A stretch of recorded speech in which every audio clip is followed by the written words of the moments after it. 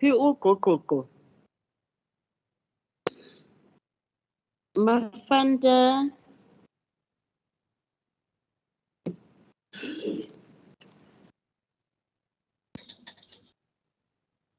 Technical team, can you ensure that Umafanda is in?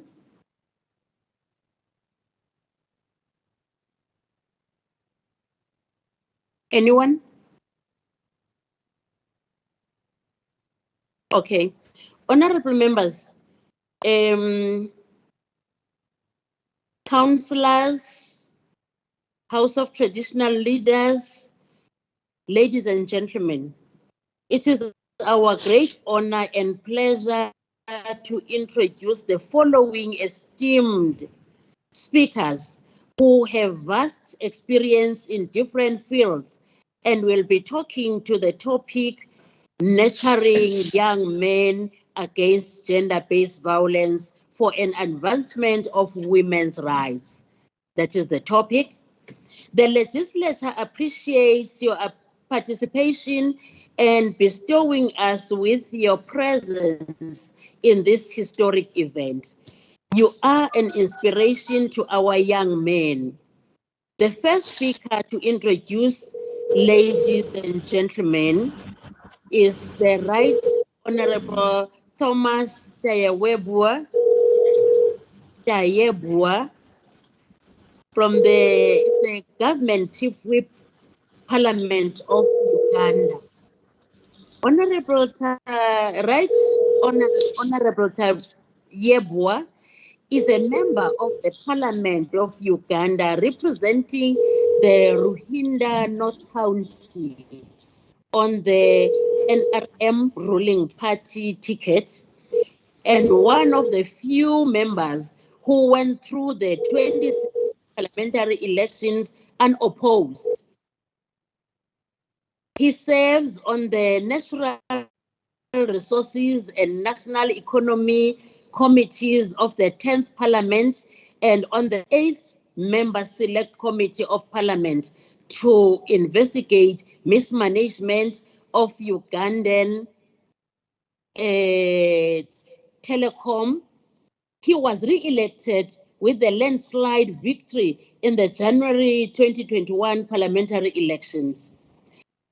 The Right Honorable Tayebua holds a Bachelor of Law and Social Science honors, both from the University of Makerere in Kampala.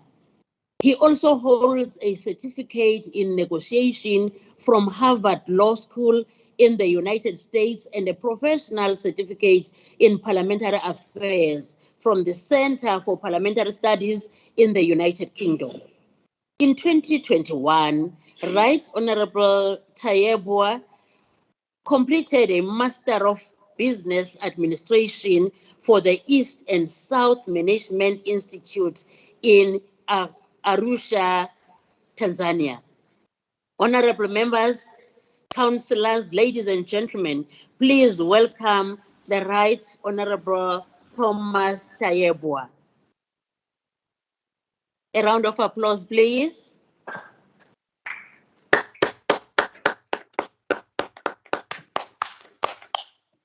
Thank you again.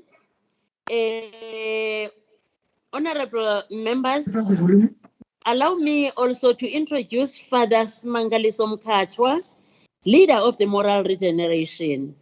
Father Smangaliso Mkhatshwa is a Catholic priest and a political activist. He received his primary education in Barberton and matriculated at Peck's College in Polokwane. In 1960, he entered St. Peter's Seminary and was ordained as a Catholic priest in June 1965. He worked as a priest in Witbank until 1970, when he was seconded to the Church's General Secretariat of the South African Catholic Bishops Center in Pretoria. In 1973, he enrolled at the University of Leuven in Belgium, where he completed and Master of Arts in Philosophy and Theology.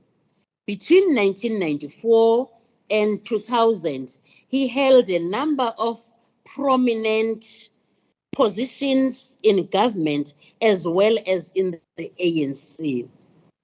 In 1994, he was elected to the National Assembly, and in 1996 became the Deputy Minister of Education, a post he held until 1999. He was elected to the ANC National Executive Committee in 1997. In 2000, he became the executive mayor of that was established to instill moral value among citizens and promote social cohesion. Honorable members, councillors, ladies and gentlemen, please welcome Father Simangalso Mkhatshwa.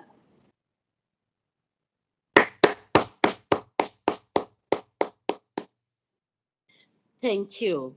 I am getting a message that Honorable Fanta is struggling with the network. So I'll proceed with the next guest to introduce the speaker, Ms. Lindiwe Daphne Zulu, the Member of Parliament, the Minister of Social Development. Ms. Lindiwe Zulu Daphne is a current minister. She is a member of the National Executive Committee, the NEC, and the chairperson of the African National Congress Subcommittee on International Relations. She obtained a master's degree in journalism in Russia. She obtained a master's degree in journalism and fluency in Russia. After her studies in Moscow, she joined the Liberation Army Umkhonto Wesizwe and later joined the Pan-African Women's Organization, PAO, in Angola, where she was appointed as the coordinator of the Communications Committee. She has held several ANC's Department of Religious Affairs and head of communications in the ANC's Uganda office. After her return from exile in 1991, she served as a head of communication in the ANC Women's League in South Africa.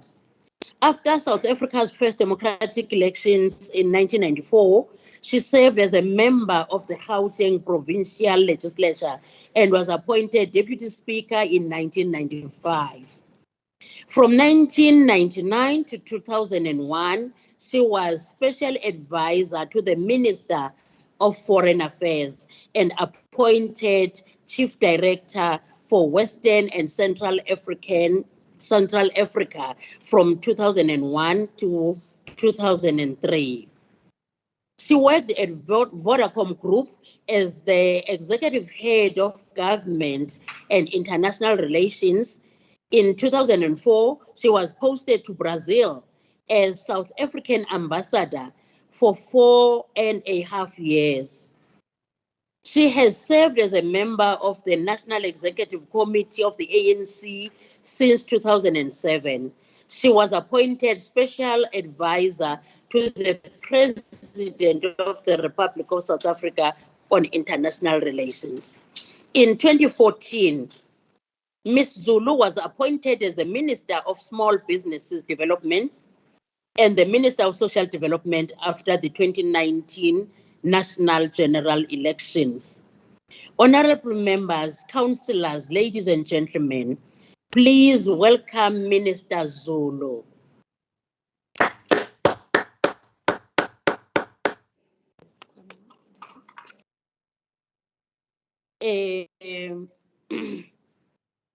Let me take the second one, the following one.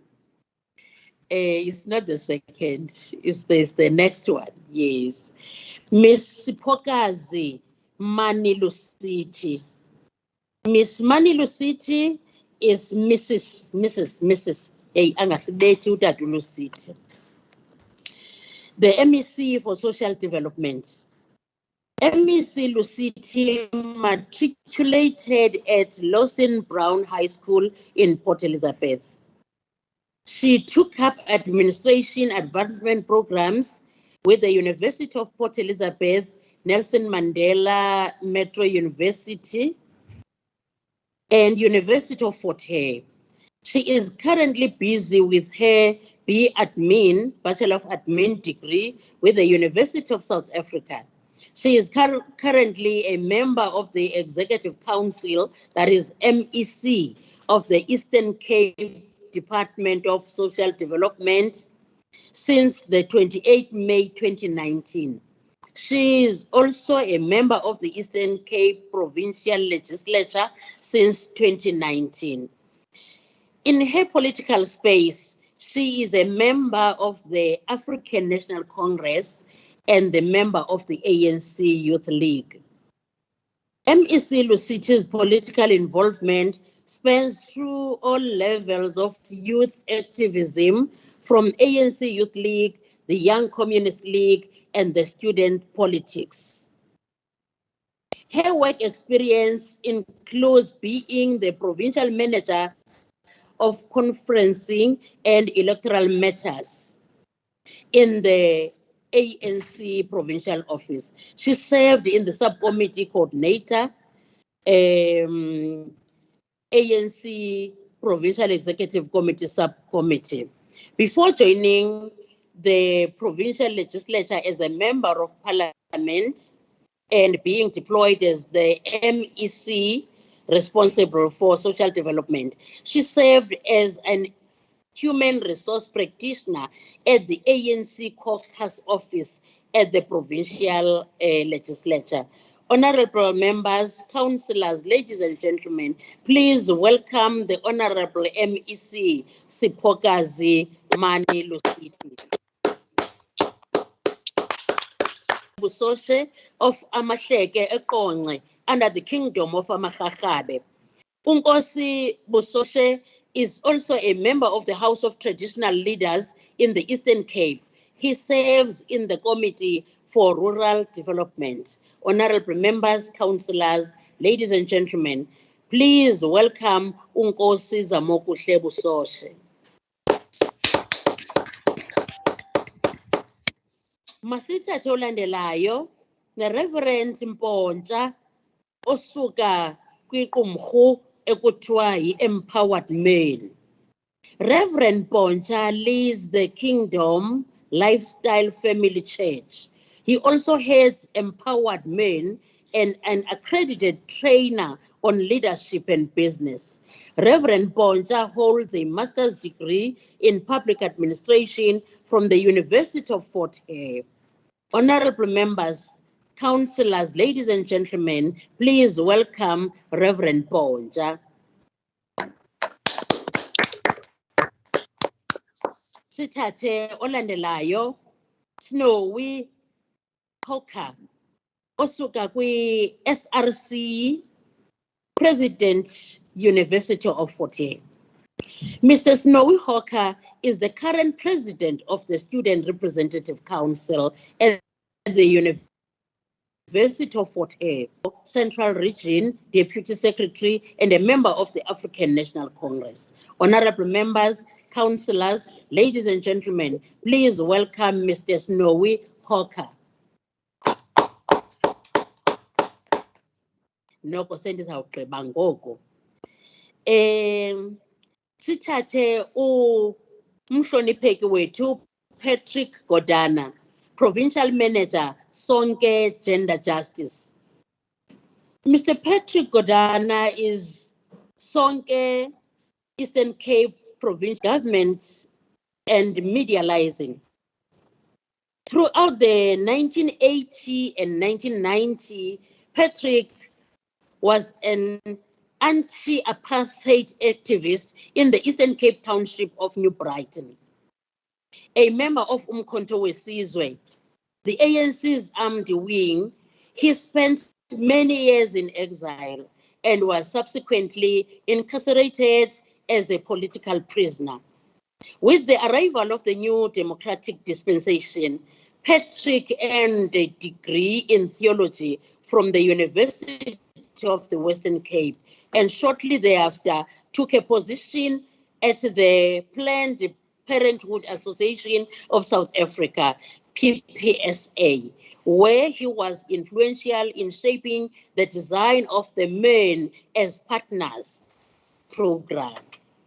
After leaving PPSA, Patrick coordinated a workplace HIV and AIDS program for Ford Motor Company in Port Elizabeth. He then joined Engendered Health in 2000 to a range of organizations in the Western and Eastern Cape, including the Treatment Action Campaign, TAC, niyayazi ke indlela eyayinamandla ngayo, the Steve Biko Foundation, and Masimanyane Women's Support Center.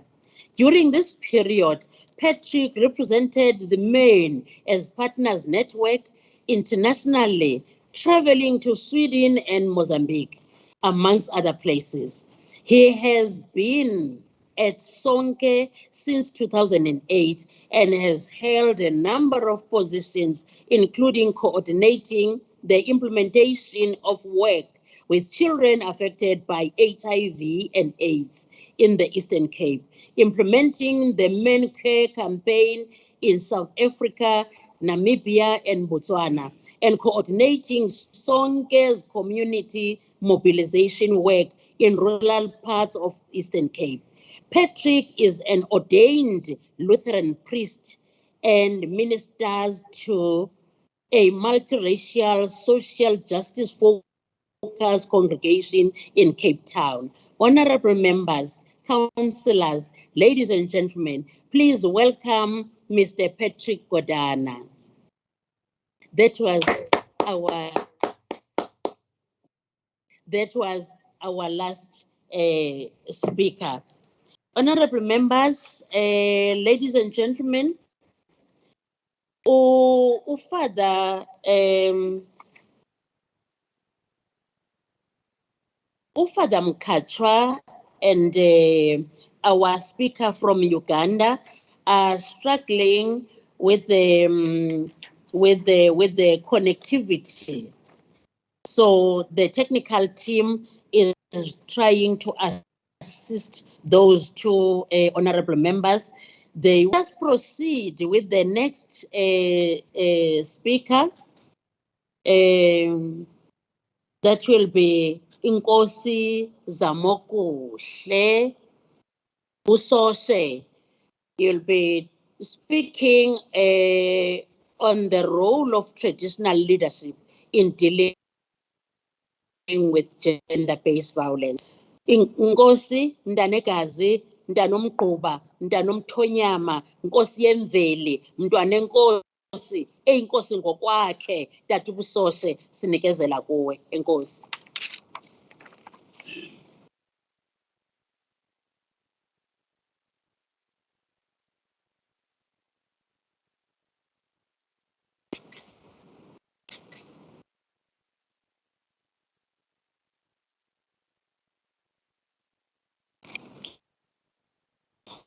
Inokuba ke ebeye wabhala ixesha lakhe enotile into okokuba kuzawubakho izithethi zibe zibini phaza Ntanekazi.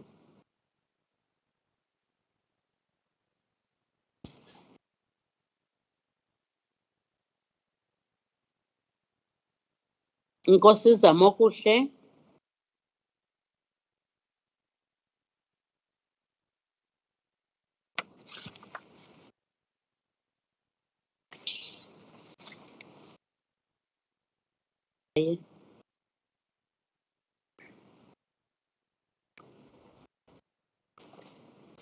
Let's move, Chair.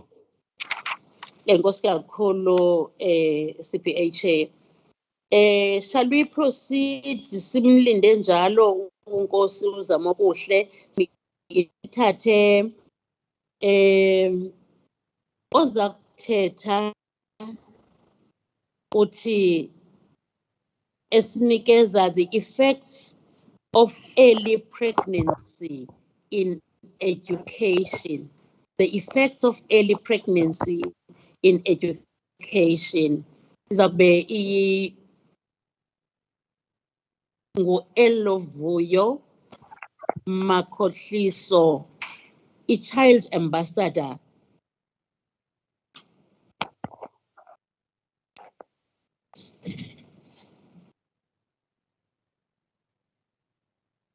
Over to you, Mnumzana. Over to you, Mhlekazi. Over to you, boy child. He's muted. Unmute, unmute. Thank you. Program Director, Honorable Speaker, Honorable Minister, members of the Executive Council, members of the Legislative of Uganda, religious fraternity, leaders of the political parties, distinguished guests, ladies and gentlemen, thank you. I am Elovuyo Makhohliso, from here in Port Elizabeth. I currently serve as the Eastern Cape's head child ambassador at the National Children's Parliament. Today I come before you to discuss what effects does not a new phenomenon, but it is surprising that in this era of sexual literacy and availability of contraception, teenage pregnancy is still a major problem throughout the world.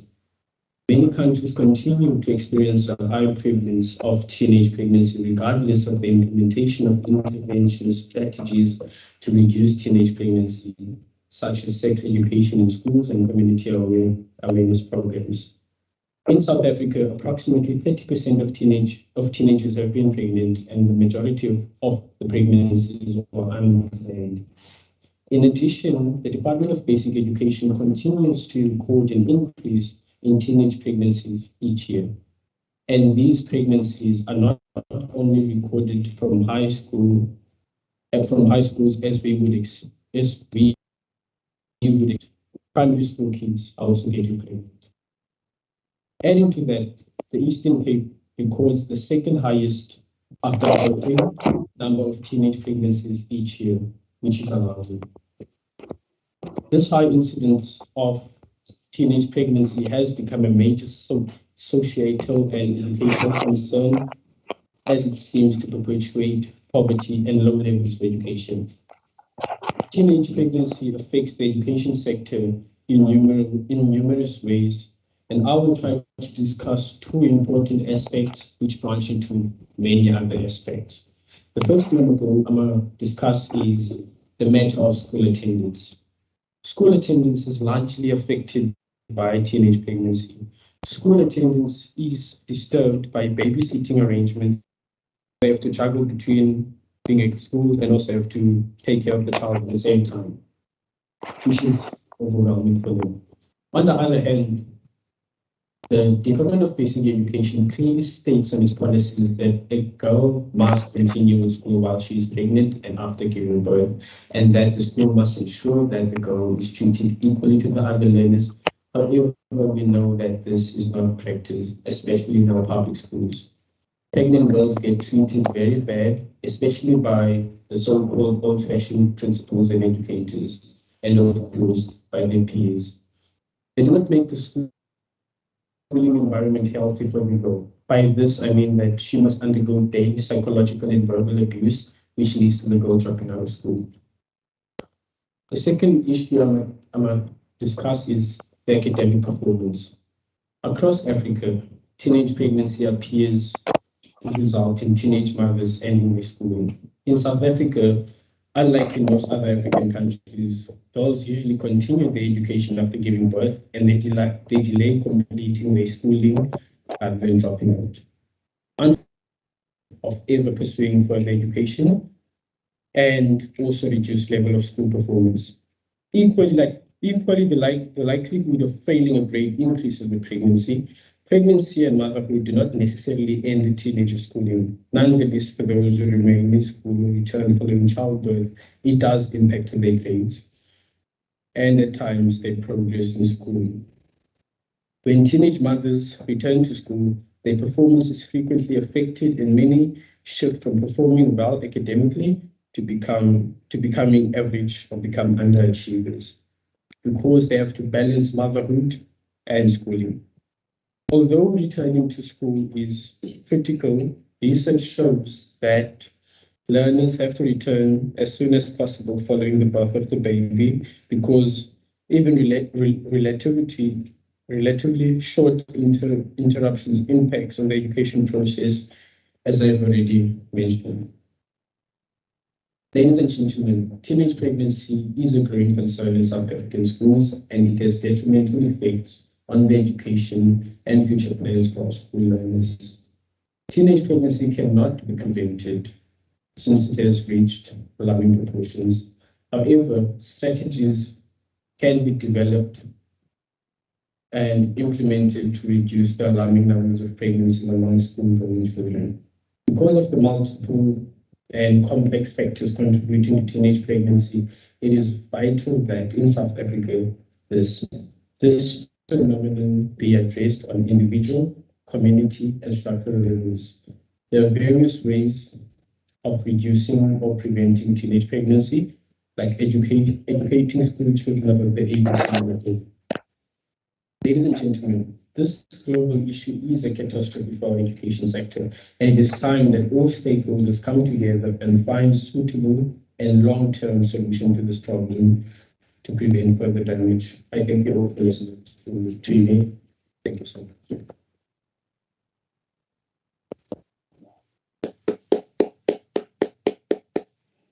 A round of applause for our ambassador. Thank you so much, Elovoyo. You know, at times when a young man or a child speaks, putting down all the realities, the balancing of a girl child from being a child as well as being a mother, that goes with babysitting, the resources, the school delays, and the orientation that becomes lost in the process, that causes depression and other things. You know, it becomes very pathetic. Another round of applause for the child ambassador.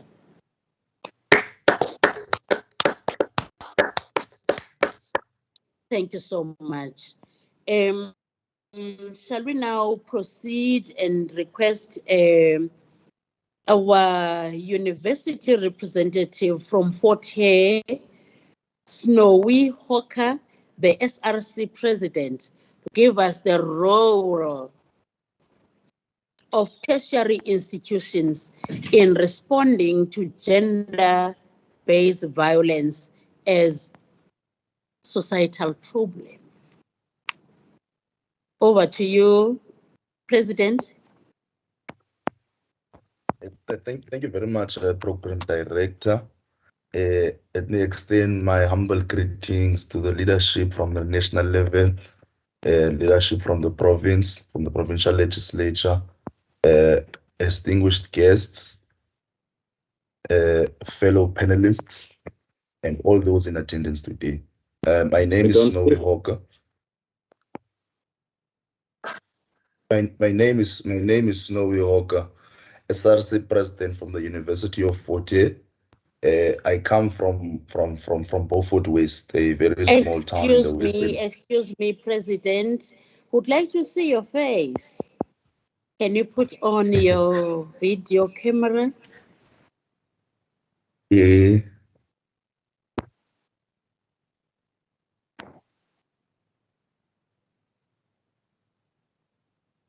Please.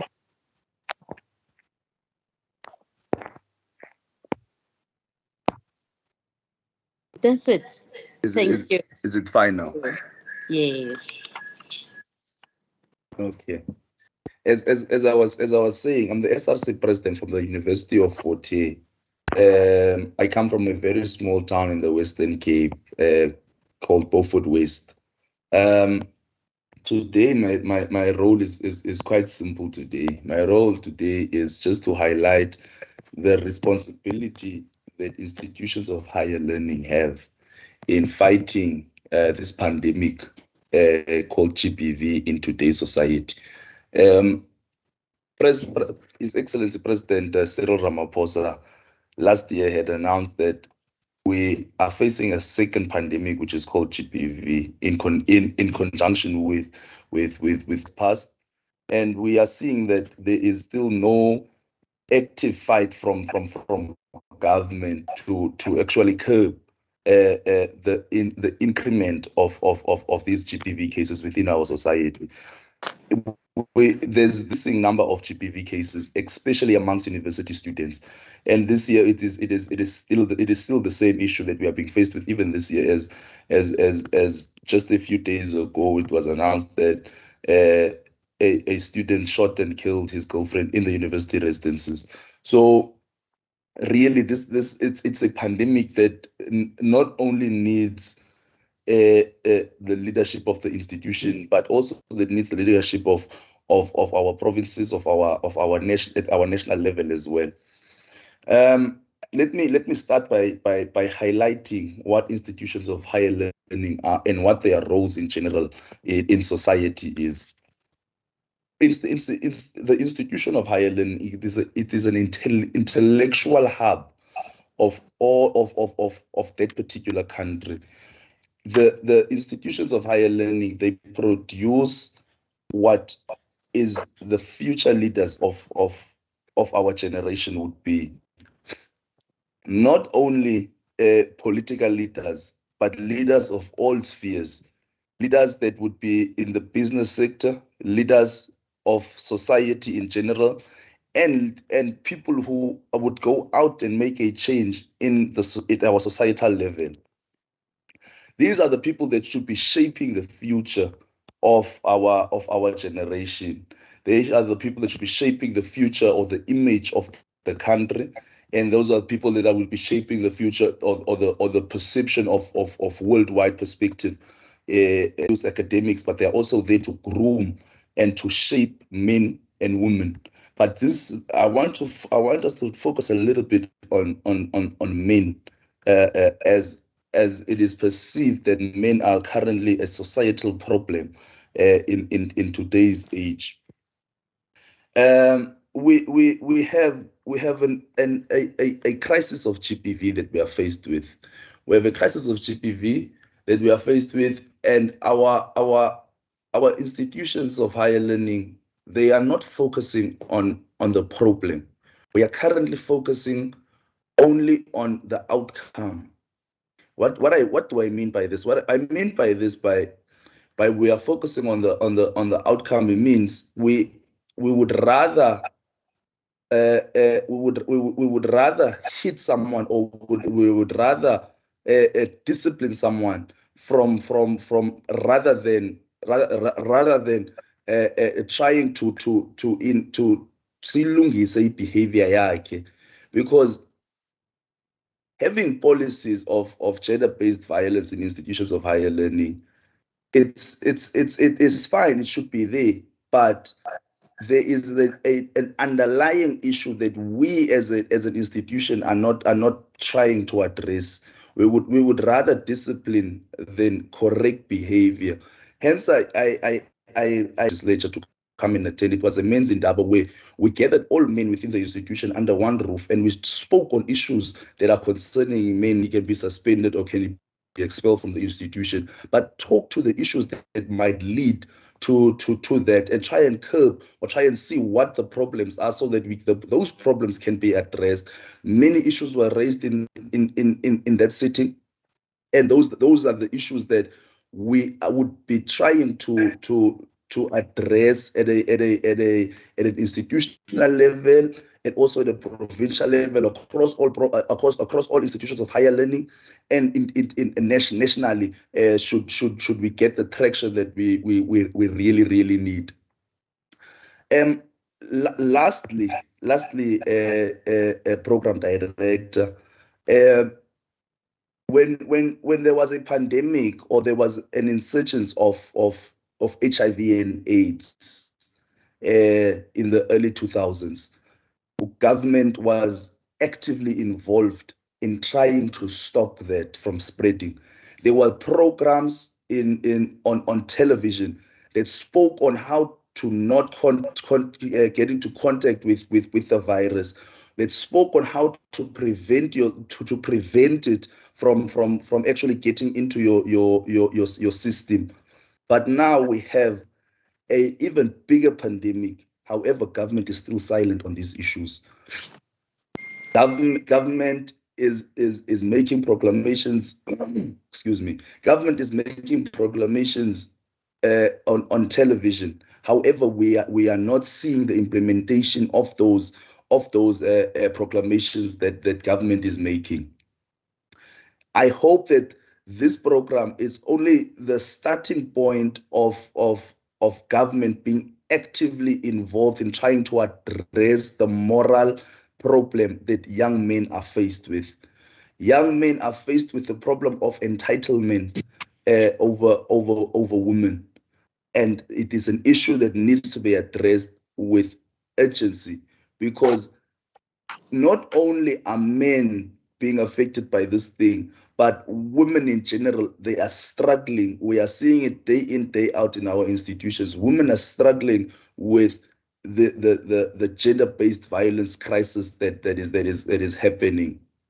We encourage and we welcome initiatives from government that seeks to address these problems, working together with institutions of higher learning, because that is where we are shaping the future of the continent, and where we are shaping the future of our country and our province in particular. We welcome these programs, program director, and we hope we can work together going forward. I appreciate that the MEC for Social Development is part of this program, because there are issues that we would need to discuss, even with at an MEC level with the MEC of Social Development, so that we can see, okay, we can pave a way forward as the institutions of higher learning. We come together and we can draft a program of action to try and address these issues that society within our campuses are being faced with. As I close off, program director, let me thank you for this opportunity to come and speak to such distinguished guests, to such distinguished panelist members. We as an institution, or as institutions, we really appreciate, and we can really see that the government is working together with leaders of the different institutions. We really hope that this won't be the last time that we share a platform together. We appreciate the work that you are doing at the provincial level, and we hope that you continue with the good work. Thank you very much. Thank you very much. Thank you very much, SRC President Snowy. The August month is a concern. The increasing gender-based violence and femicide. Instead of celebrating Banyana, instead of celebrating the struggles of women during the month of August, ususela phaya ngo-1956, instead of celebrating ukuba ngoku sino Deputy Chief Justice ongumama for the first time, ukuba ngoku sino MEC abayi-6 out of 10 in the Eastern Cape Province, uba sino Speaker, sino Chair of Chairs, sine HODs, sino Deputy Chief Whip abangomama in this province, but i-pandemic nansi ngokuyingenile and iyabonakala iyaqhuba, killings, rapes and torture of women by young men. Namhlanje masiphume nesisombululo, siqhubeleke sithethe njalo. Utsho njalo President we-SRC, uthi lento yoba abantwana abangabafana, they flex their masculinity on women instead of bafunde indlela yokuphila nabantu abangomama, noko inika ixhala kwi-universities and all the institutions of higher learning. Ipledge ke yileyo basawusebenza kunye going forward. Nkosi kakhulu President. As we get now to this item, I've got co-program directors in this today's program. We shall have now to hand over to Honorable Gaya.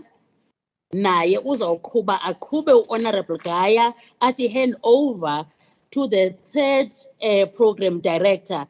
Masinikezele ke kuwe Honorable Gaya, then you will take care of the other members that you couldn't connect with kula session yokuqala le besilindele izpeakers zethu zithu esingakwazanga kodwa ke i-technical team is trying to connect them. Sakwenza naziphi iinzame esinokwazi uzenza uba nabo sikwazi uthetha nabo. Over to you, Honorable Gaya.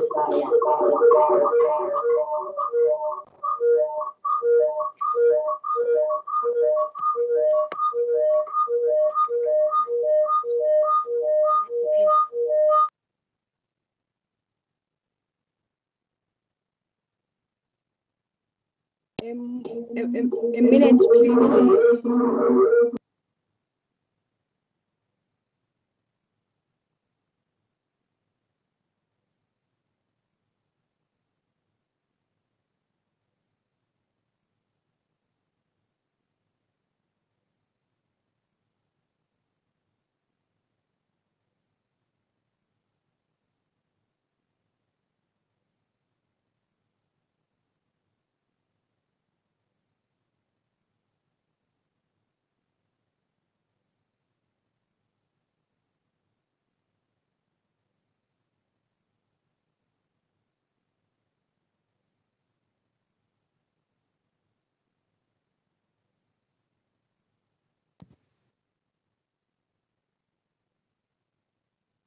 Apologies, Chair of Trustees, and good evening to everyone who has just connected.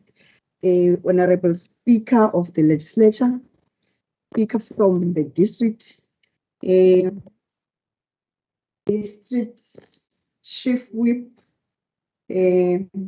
from all the districts, our guests, Honorable Tayendo from Uganda, our NGO sector, learners, representatives from our schools, officials from Urhulumente waseMpuma Koloni, community radio stations zethu, nabaphulaphuli, abantu abamameleyo kumakhasi onxibelelwano. Siyabhotisa siyile palamente yaseMpuma Koloni.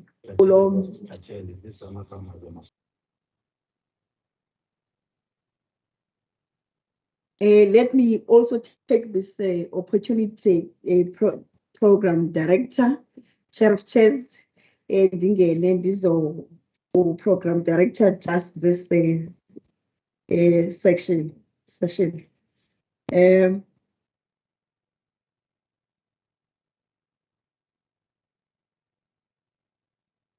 Our first speaker will be Uwala Unati from Sarabatman district. So we will then hand over to Unatiala from Sarabatman, hoping that our technical team will be able to connect him.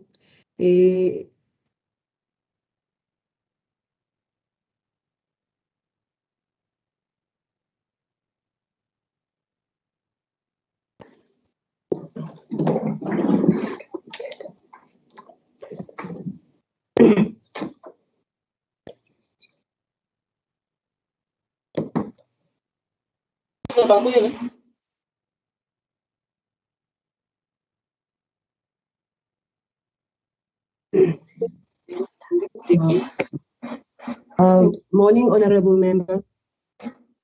My name is Onatiala. I'm from the Nombulelo Senior Secondary School in Grahamstown.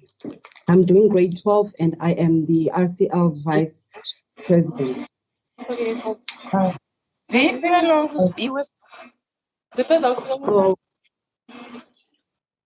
So today I'll be, as we are speaking about nurturing young men against gender-based violence for an advancement of women's rights and minimization of teenage pregnancy.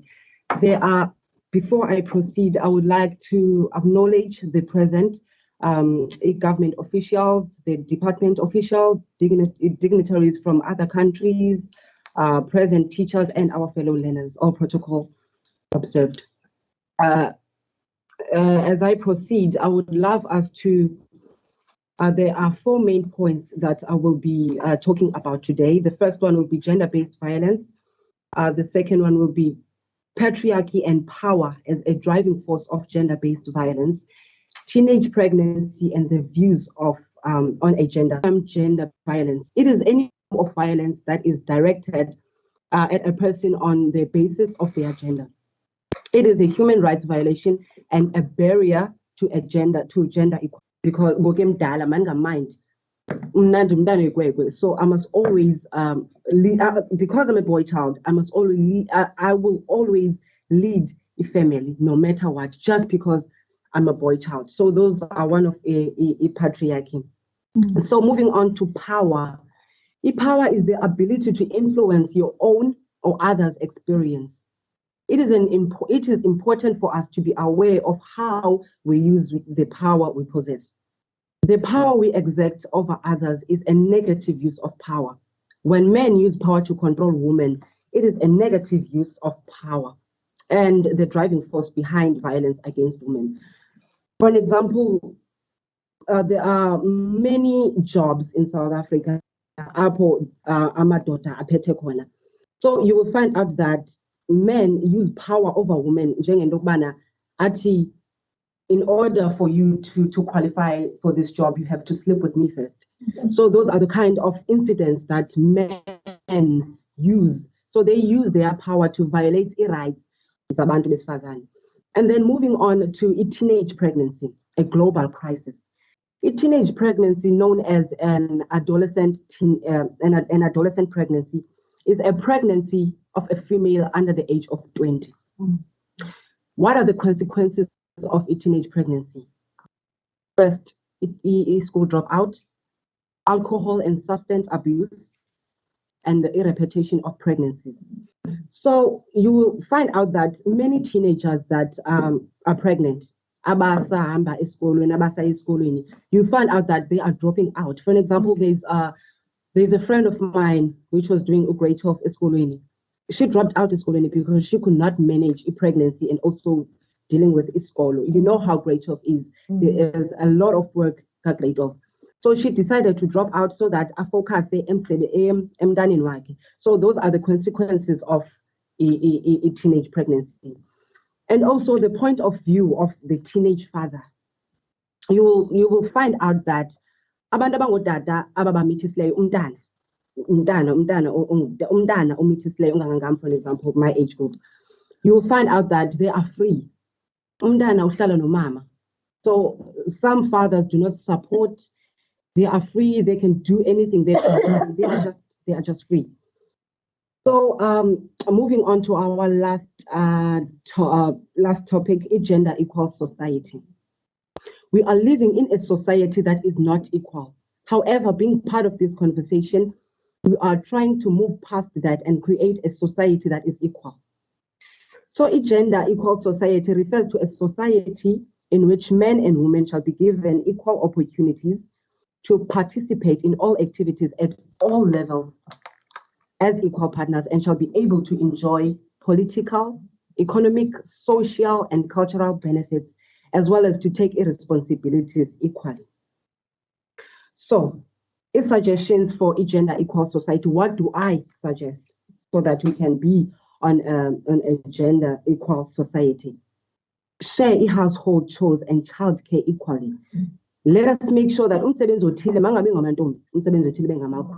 let us not put umsebenzi of a kitchen, washing the dishes, cooking on only girls. If boys can also do that. Watch for signs of domestic violence. If you experience a domestic violence or you are in a domestic violence, please report. Do not sit and be quiet. A rejection of reject discriminating attitudes, a discrimination of LGBTQI plus. For people in South Africa, we are experiencing that in South Africa. People are not accepting the LGBTQIs, gays, lesbians, and etc. Equal pay for equal work. It's obvious, and then equal opportunities. So those are my suggestions for a gender equal society. And then the last one, the suggestions for reducing teenage pregnancy. What do I suggest? Teenage pregnancy can be effectively addressed when educational programs focus on boys and girls. The second point, inform male adolescents about sexual health, risky behaviors, and STIs. The third point, encourage adolescent boys to use condoms to prevent pregnancies and disease. That is very important. And also educate them about other methods of contraception and post-coital contraception for girls. And also the last one, help teenage boys understand their responsibilities as partners. I thank you. Thank you very much. Unat has just reminded us with a horrific attack that recently happened in Kruger's stop, where young 8 girls that were raped in some area in Gauteng province. Thank you very much, Unati Hala. Silolile nathi sibadala sinjalo. Now sizawucela ke ngoku from OR Tambo district uDada Lulutho. You can switch off your video, Unati.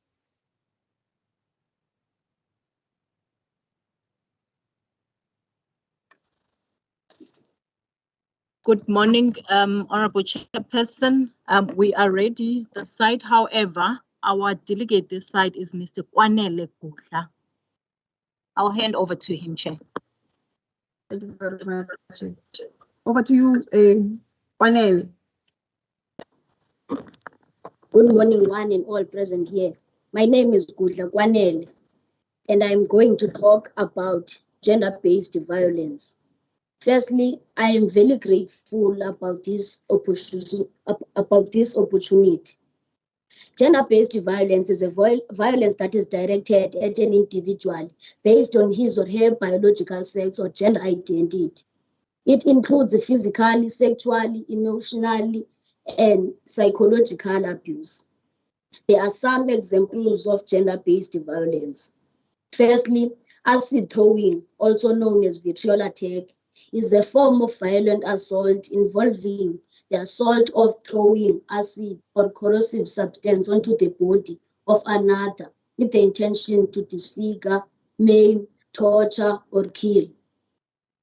Perpetrators of these attacks throw corrosive substances on their victims, usually at their faces, burning them, damaging skin tissue, often exposing and sometimes dissolving the bones. Secondly, female infanticide. Female infanticide is the deliberate killing of newborn female children.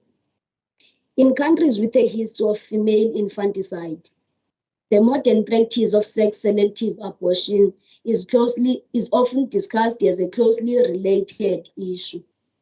The female infanticide is the major cause of several nations, such as China, India, and Pakistan. It has been argued that the low status in which women are viewed in patriarchal societies creates a bias against female. There are some actions we can take to end gender-based violence. Firstly, scaling the effort for addressing unequal gender power relations. Some programs have structured participatory activities that guide the examination of gender norms and their relationship to power, inequalities, violence, and other harmful behaviors. These programs work with much and often at a small scale. We need to replicate successful collective impact programs and sustain the and make sure the sustaining of norm changes. Secondly, addressing the needs for children survivors. The children of women survivors in shelters have experienced the trauma through witnessing violence against their mothers or experienced the violence.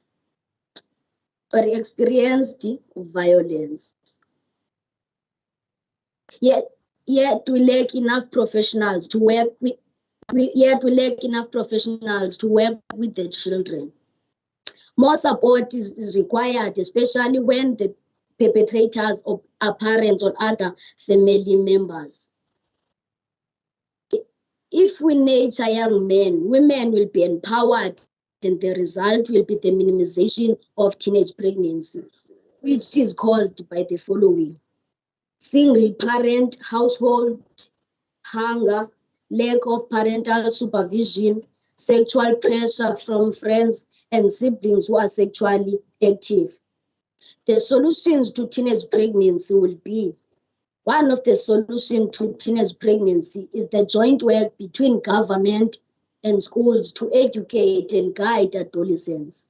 Abstinence is another solution to prevent teenage pregnancy. Teach teens how and the importance of delaying the beginning of sexual intercourse.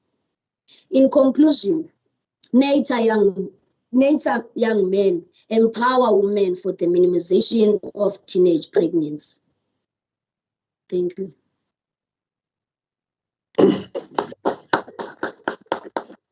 Thank you very much, Kwanele.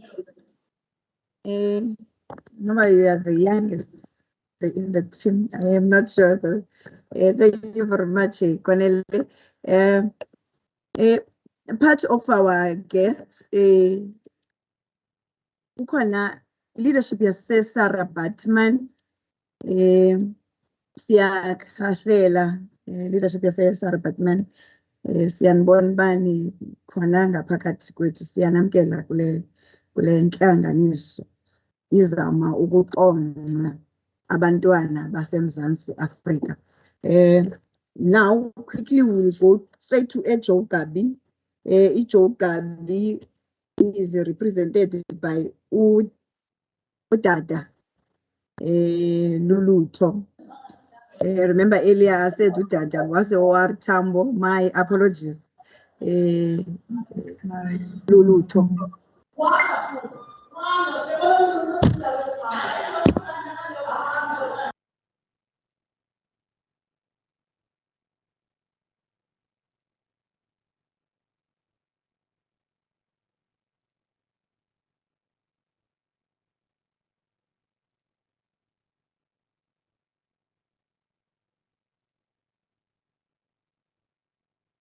I don't stand. You can go ahead there, Lulutho. I don't stand here and speak to you as your friend or schoolmate. That would lessen the importance of my presentation. Forget that you know my face or my voice. Forget that you know anything about Lulutho Dad. Think of me as an oracle and remember my words. With those few words, ladies and gentlemen, I would like to pass my greetings to the program director, the premier, the members of the register, the district officials, the educators, my mates, and the audience. I would like to get on with the presentation, which is about gender-based violence. But first, I would like to define the term gender-based violence to you.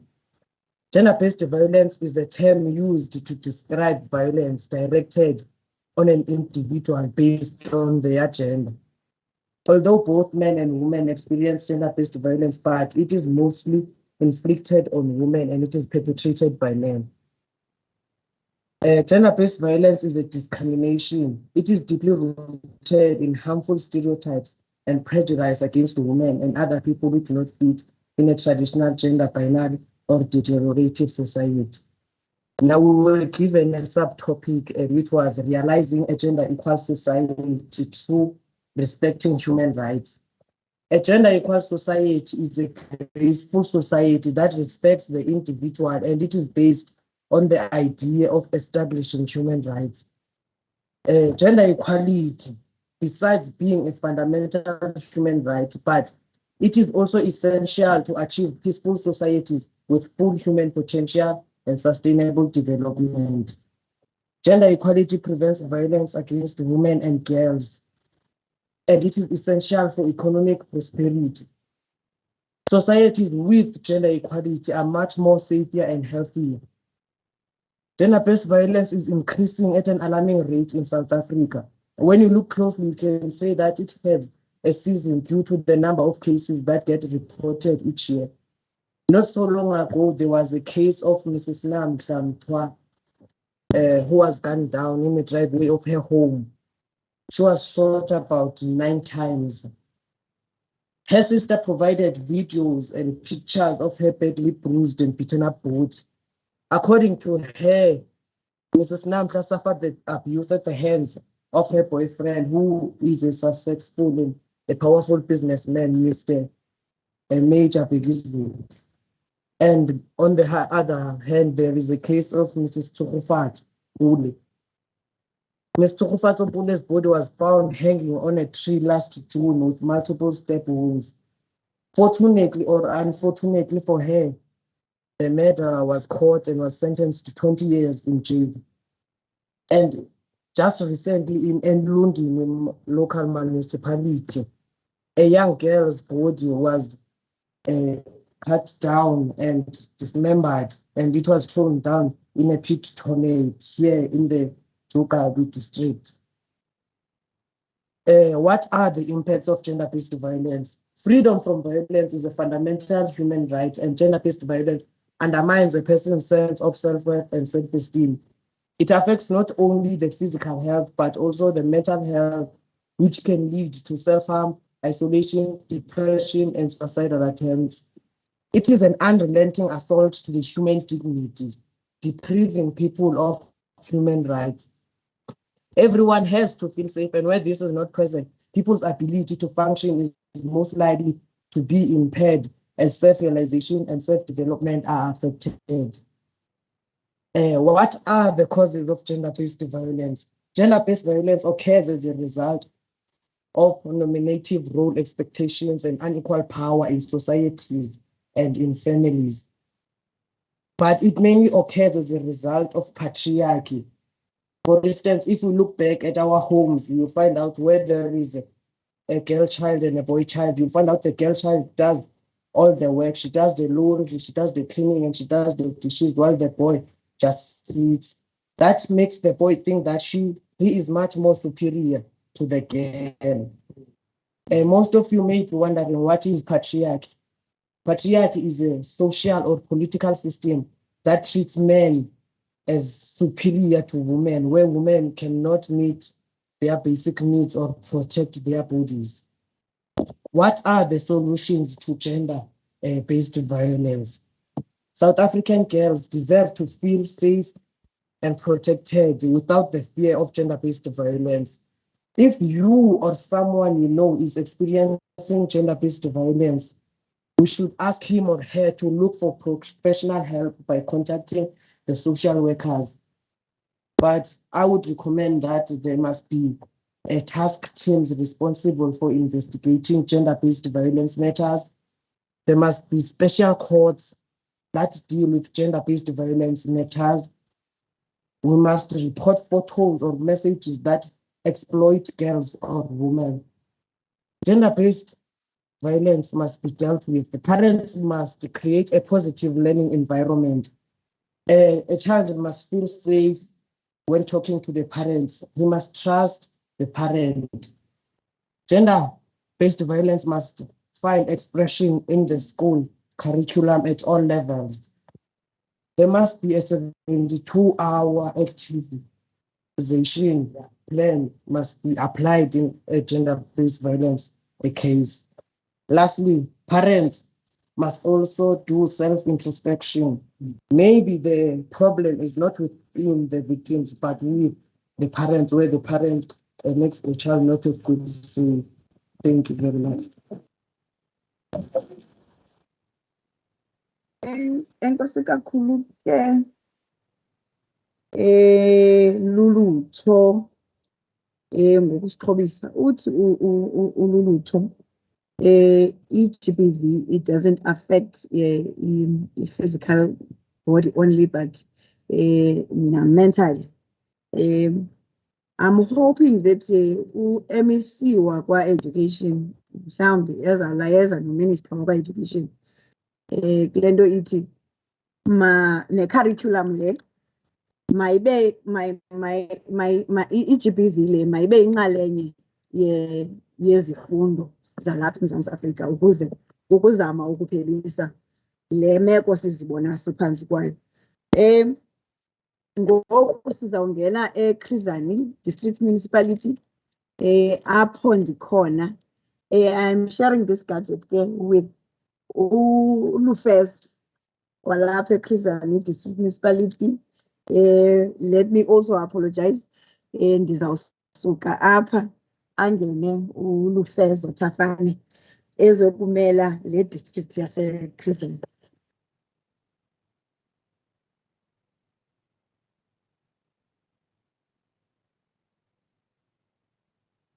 Alala Lufefe and the chair.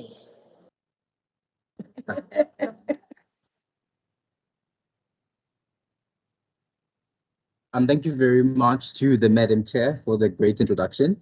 And I'd like to be very grateful for this great opportunity and platform. And I'd like to welcome and greet each and all the people that are here, as well as the government official and all my panelists today. I think it was Samantha Power who said violence against women is not cultural, it is criminal. And equality cannot come eventually.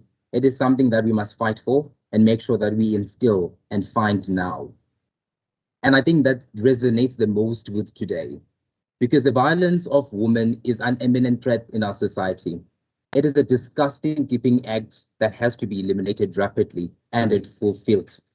It is an act that has deprived women of their freedom, their free will, as well as their equality in our society, especially in the modern days.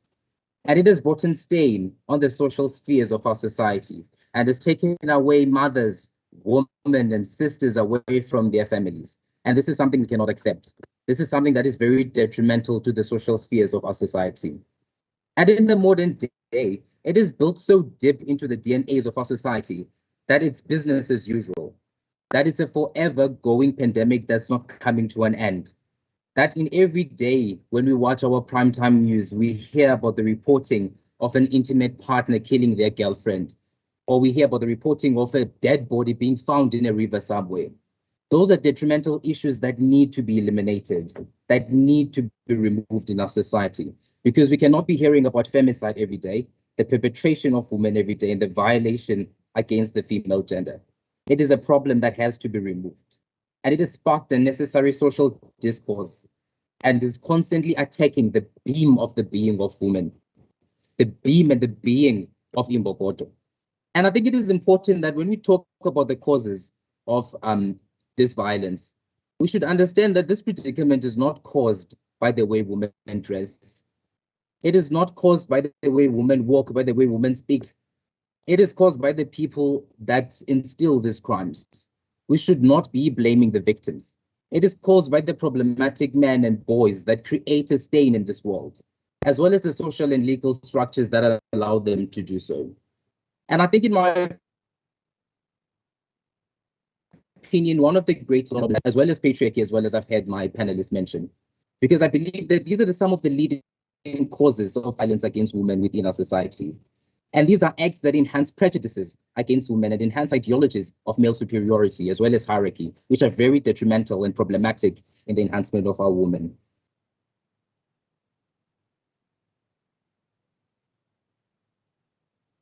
We also need to understand that there is no problem with incentivizing and enriching men in society.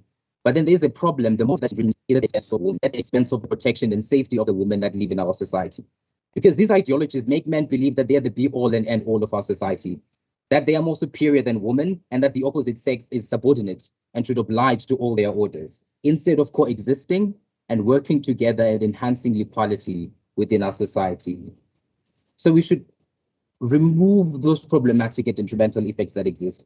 Because these norms of misogyny and patriarchy are norms that are preached and instilled in the minds of the young minds and the young men and boys that exist in our society, even in their homes, even in the domestic world out there, through the stereotypical acts that we continue to enhance. These are acts that exist in our homes, where a girl is expected to do all the cleaning at home while the boy watches soccer and rugby with their dad. Those kinds of contracts need to be broken because they also exist in the traditional societal sphere. When we preach the idea that men are the sole leaders of families and that women should be subordinate and be yes, sir, to every single thing that is being told to them. So these norms make men and boys believe they are all that in society. And that is the main significant problem because they incentivize the enhancement and belief that men are superior and untouchable. And once they are challenged by women who are rightfully aware of themselves, they break and become violent, which is then the reason why we have these acts of gender-based violence. So again, Madam Chair and all my honorable panelists, I think when we talk about the solutions, we should understand that these norms and social contracts need to be broken. They are the core problem that needs to be eliminated, right? And we need to we can be able to raise the young boy without enhancing patriarchy and misogyny. We need to find less problematic ways of raising these young boys in order to make sure that they can instill a greater society. So I think it's also important that we don't gaslight the other causes, the other problems that exist in society that cause these problems, because we understand that there's also things like intimate violent partners, which relates to this. We understand that underage drinking is also a very significant problem that exists in our society. And I don't think that it's an excuse for men to engage in violence, but we must take into account that it is also a cause that happens in our society. And it's something that should be managed and regulated. Because girls are being raped drunk in our society because of the lack of regulation of all the centers that provide alcohol to our children. So I think that once we try to find these solutions, I think one of the greatest things we can do is to break down the patriarchal and societal norms that exist in our society. It is important that we do this through schools, that we do this in our homes and domestically as well as nationally. It would be so great if in our curriculum, for example, in LO, we were taught about the importance of equality amongst women and men, where we are taught about the eradication of gender-based violence. Because those are the things that need to be removed. Those are the things that need to be eliminated in order for us to be able to break down gender-based violence. And I think another thing that needs to be driven pivotally is the idea of feminism. Because the idea of feminism is one that empowers women. It empowers women who have been victimized through the discourse of gender-based violence. It empowers women that have the potential of being victimized, because women live under the fear that one day they're going to be violated by men who are unable to enhance good morals within our society. So I think these ideas of feminism are very important to incentivize and to preach out into the world in order for us to be able to protect women. And I think by doing that, we are also able to create some sense of societal responsibility. Because in order for us to break any kind of problem, we must make sure that we have the backing of everyone in society.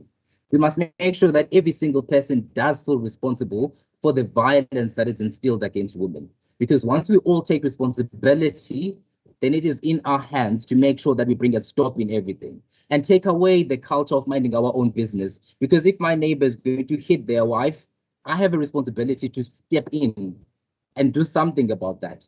So incentivizing public education and public opinions and making sure that people are reporting these kinds of things is very pivotal and very important in eradicating these kinds of crime. And in terms of teenage pregnancy, I understand that teenage pregnancy is a very magnificent problem that exists specifically in South Africa. And I believe that we have tried by all means. I believe parents do try to eliminate as much as we try to stop them from having any sexual intercourse. Because we can't stop, if we believe that we cannot stop teenagers from having sex at a young age or sexual intercourse at a young age, we should at least teach them on how to do that responsibly. Because I can tell you now that a lot of parents do tell their children to not have sex, but they do continue to have that sexual intercourse. But the best thing we can do is to enhance sex education, where if they do decide to not listen to their parents, they at least do that in a right way and in a way that is responsible for them and in a way that is not going to affect their future, because we have things like STIs and STDs, as well as teenage pregnancy itself. So I believe that we should garner great support in fighting this great pandemic against gender-based violence. And I think to close, we should, just as I say that I might almost be out of time, it is important that we not lose sight of how rare it is in history to have a prolonged moment of relative peace and stability, especially for the sake of women in our society, especially here in South Africa. So I incentivize each one of us that we should take today be a reminder to us all of the responsibility that we as young men share in ensuring the safety of women in our society, and the responsibility we share in scrutinizing the social contracts that prevent the empowerment of women, as well as the being of women. Let's protect women and not scrutinize them. Thank you very much.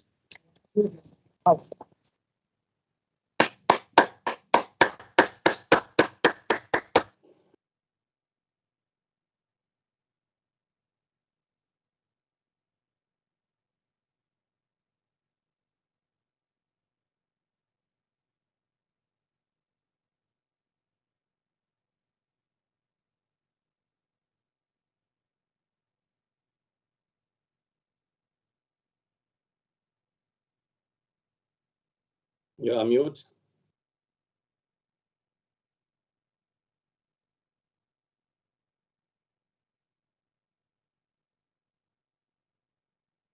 Please unmute. Unmute, Chair.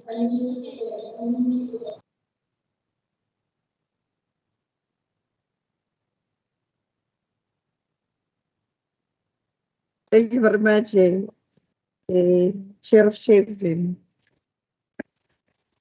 I'm happy that you didn't hear what they were saying. Impressed by the level of debate that is coming out of these young boys. Umfezo Appa is saying we really need to educate our young boys and girls ngokwabelana kwesondo. Uthi singabaxelela sithi mabangalenzi kodwa bayasishiya singabazali bahambe bayokwenza. Ingaske umuntu athe yenza abe ebana uza kwenzeka ntoni kuye. Phakathi kwethu kukhona amalungu endlu yowiso umthetho alapha eMpuma Koloni. Siyaniqaphela. Thank you very much, colleagues, ngokuba yinxalenye yale program. Quickly we'll go to Alfred Nzo, Ramapina Bayanda, and my apologies if ndikubiza wrong. Isename yakho Bayanda.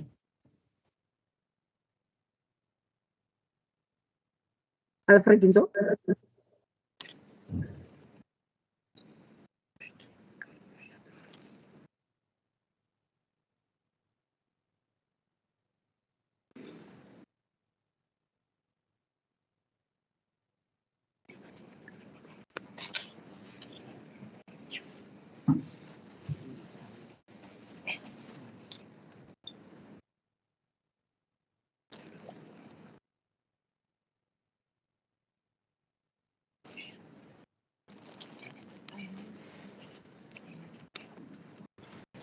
Humbled and honored to be before your presence. Pleasure resides within me as I quest district municipality. Julius Malema once said, I quote, "We can never protect our women when we are the same ones who abuse and kill them. We need to help ourselves first." Philippians chapter 4 verse 8 state that thinking on the right things is the best way to start. Now, what better way to start than nurturing young men against gender-based violence for an advancement of women's rights and minimization of teenage pregnancy? Firstly, the principal characteristic of violence, a minority group of mentally ill men. A few factors that ignite violent tendencies in economic status being contributing factors which are avoidable. Secondly, Gender-based violence is any act of violence that results in including coercion.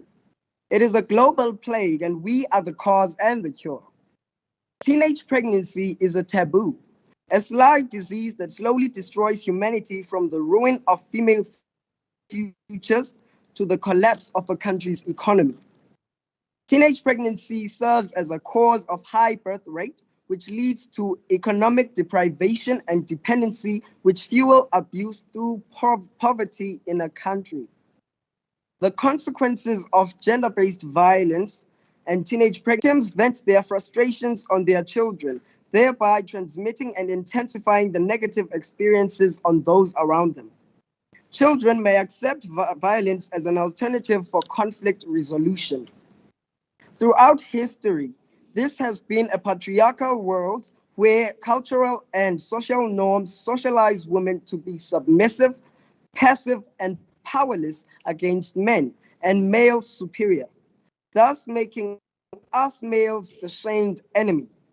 The concept of masculinity is linked to toughness, male honor, or dominance. Now we watch as the snake foolishly bites its own tail. As our sly and dark misconception of masculinity bewilders us from the truth that if you obtain power, said Robert Grimm. Social and cultural norms assert men's inherent superiority over women. Social media influences teenage boys to pressurize a girl into having sex, share macho ideas on a daily, keep it mean, keep them keen, as they say. Hence creating the sort of male who makes continual sexual conquests because it is expected of him. Young man out there, don't be fooled. You are a victim of propaganda that robs you of and sells you short on proper relationships and satisfaction. Martin Luther King once said, I quote, "The reproduction of mankind is a great marvel and mystery," close quote. Hence, do not give in to bodily passions which are always at war against the soul, states Peter 2, chapter 11. Statistics show that in post-colonial states like South Africa and Tanzania, and mostly in Africa, there is a high rate of abuse due to hereditary post-traumatic stress disorder, where teenage pregnancy is at a greater rise. You know, a teenage girl impregnated is like a temple of immaculacy tainted, and all those who force themselves on females shall suffer a lifetime of regret and guilt, a moment's pleasure, a lifetime's guilt, because life is about more than sexual and physical desire. Therefore, we must name and shame those who perpetrate violence against women. Furthermore, our fathers show us how to be woman beaters, how to beat our mothers, sisters, and are therefore responsible for breaking the cycle and make us better and encourages violence, then the future is rather blurry. Hence, it takes a village to raise a child. With proper guidance, I believe our world would birth empathetic, polite, disciplined, and virtuous men. Men who acknowledge that a woman is the closest thing to God, where the insensitivity of men is obsolete, because honestly, the saying "indoda ayikali" is no longer in fashion.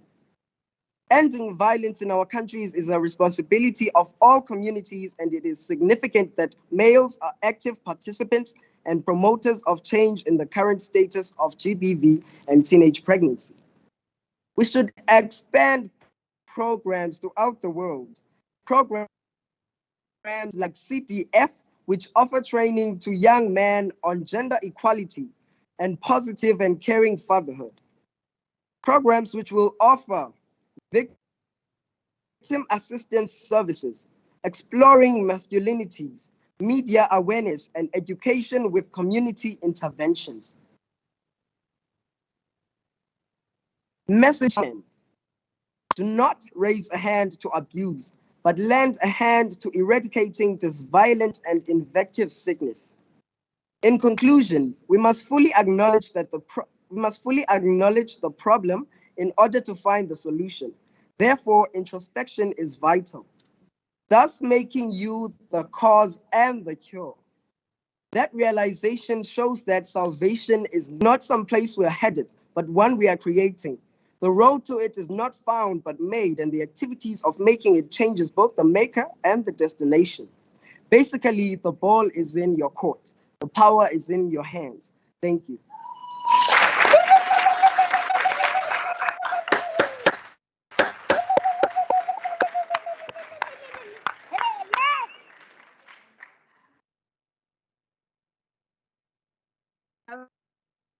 Fredinzo, thank you very much. Bayanda.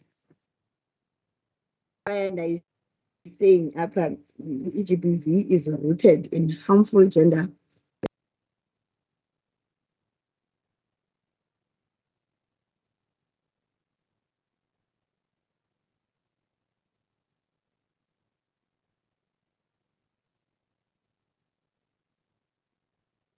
Chairperson, could you please unmute? Thank you. Oh, so all they speaking. Thank you very much. Let me also thank Bayanda for those wise words. Isacho-ke bana i-GBV is rooted in harmful gender norms and attitudes. So siyabulela kakhulu Bayanda and sibuka umntana lo ukhathiwe. Yes. Alfred. Kodwa ke xa sizawugqiba le program ufuna sivezelana nakule ndawo ndikuyo bakhatshiwe abafundi ngabazali kwakunye ne-leadership karhulumente walapha eMpuma Koloni. Because Amathole district irepresentwa ke nguMboniswa Michael.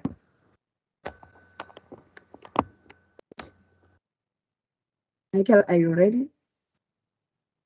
Yes, sir. Yes, I'm ready, ma'am. Thank you very much. Over to you, Michael.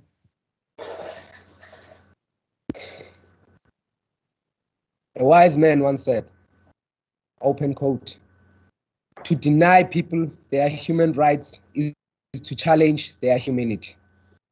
Close quote. With those words, ladies and gentlemen, I greet you all.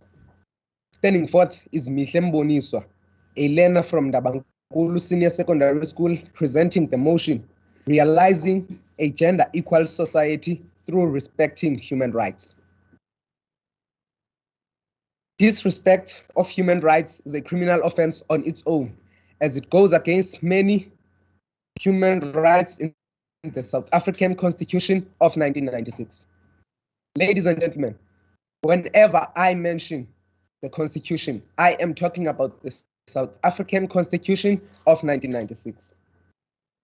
Firstly, it goes against Section 9 and subsection 1 of our Constitution that states, everyone is equal before the law and has a right to equal protection and benefit of the law.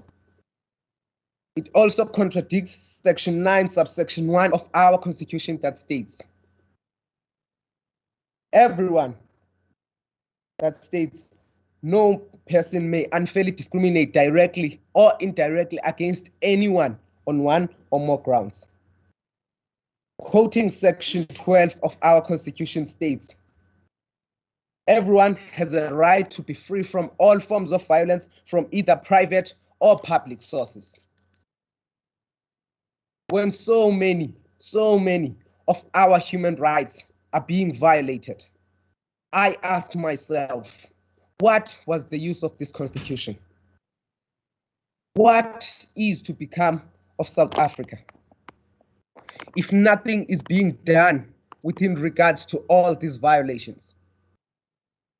If nothing is being done within regards to all this brutality towards women? Ladies and gentlemen, what is to become of our South Africa? What is to become of our South Africa such a beautiful country to go into ruins because of all these violations. My fellow South Africans, how many lives should be lost in order for us to take action? We have turned a blind eye for far too long. How many lives should be lost in order for us to get a wake-up call? How many souls should suffer? There are already enough souls that have suffered. How many more should suffer? Are we just simply being negligent?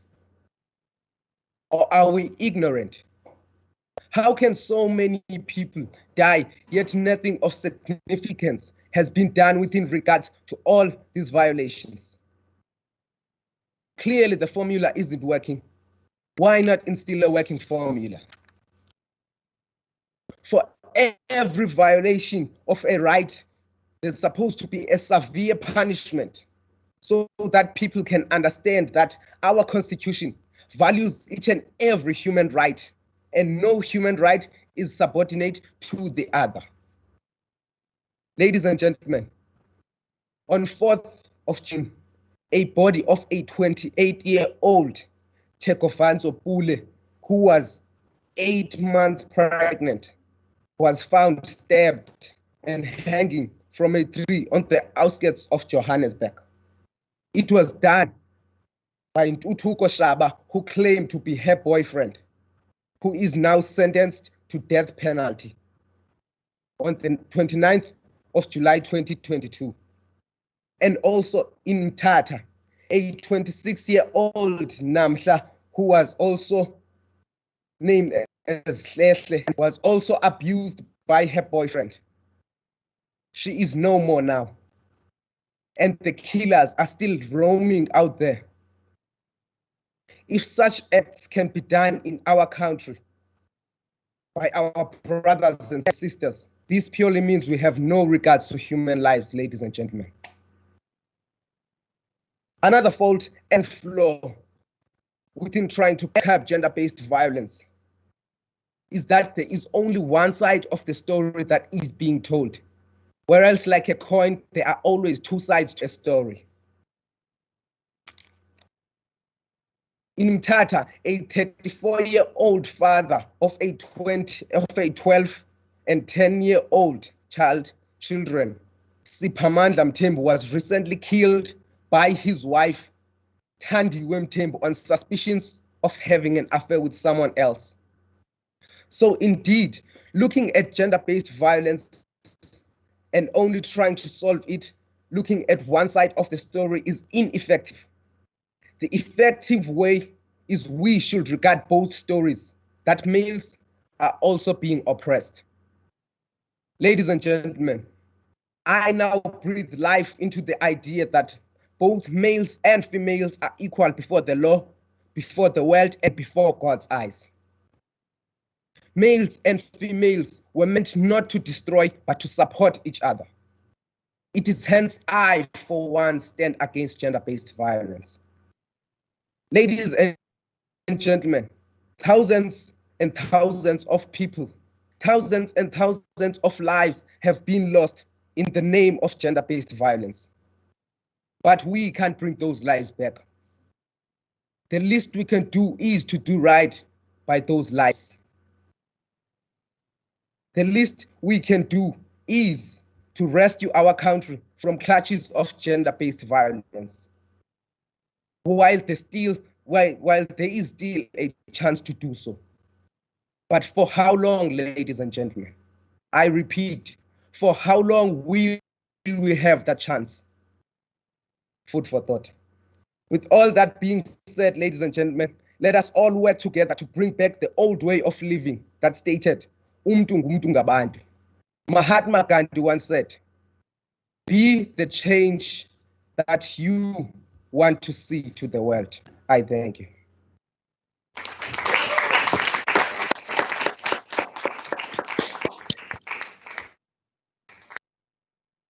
Thank you very much, Mihle, Mas Michael. Inkosi kakhulu Mihle, from Amatole District Municipality.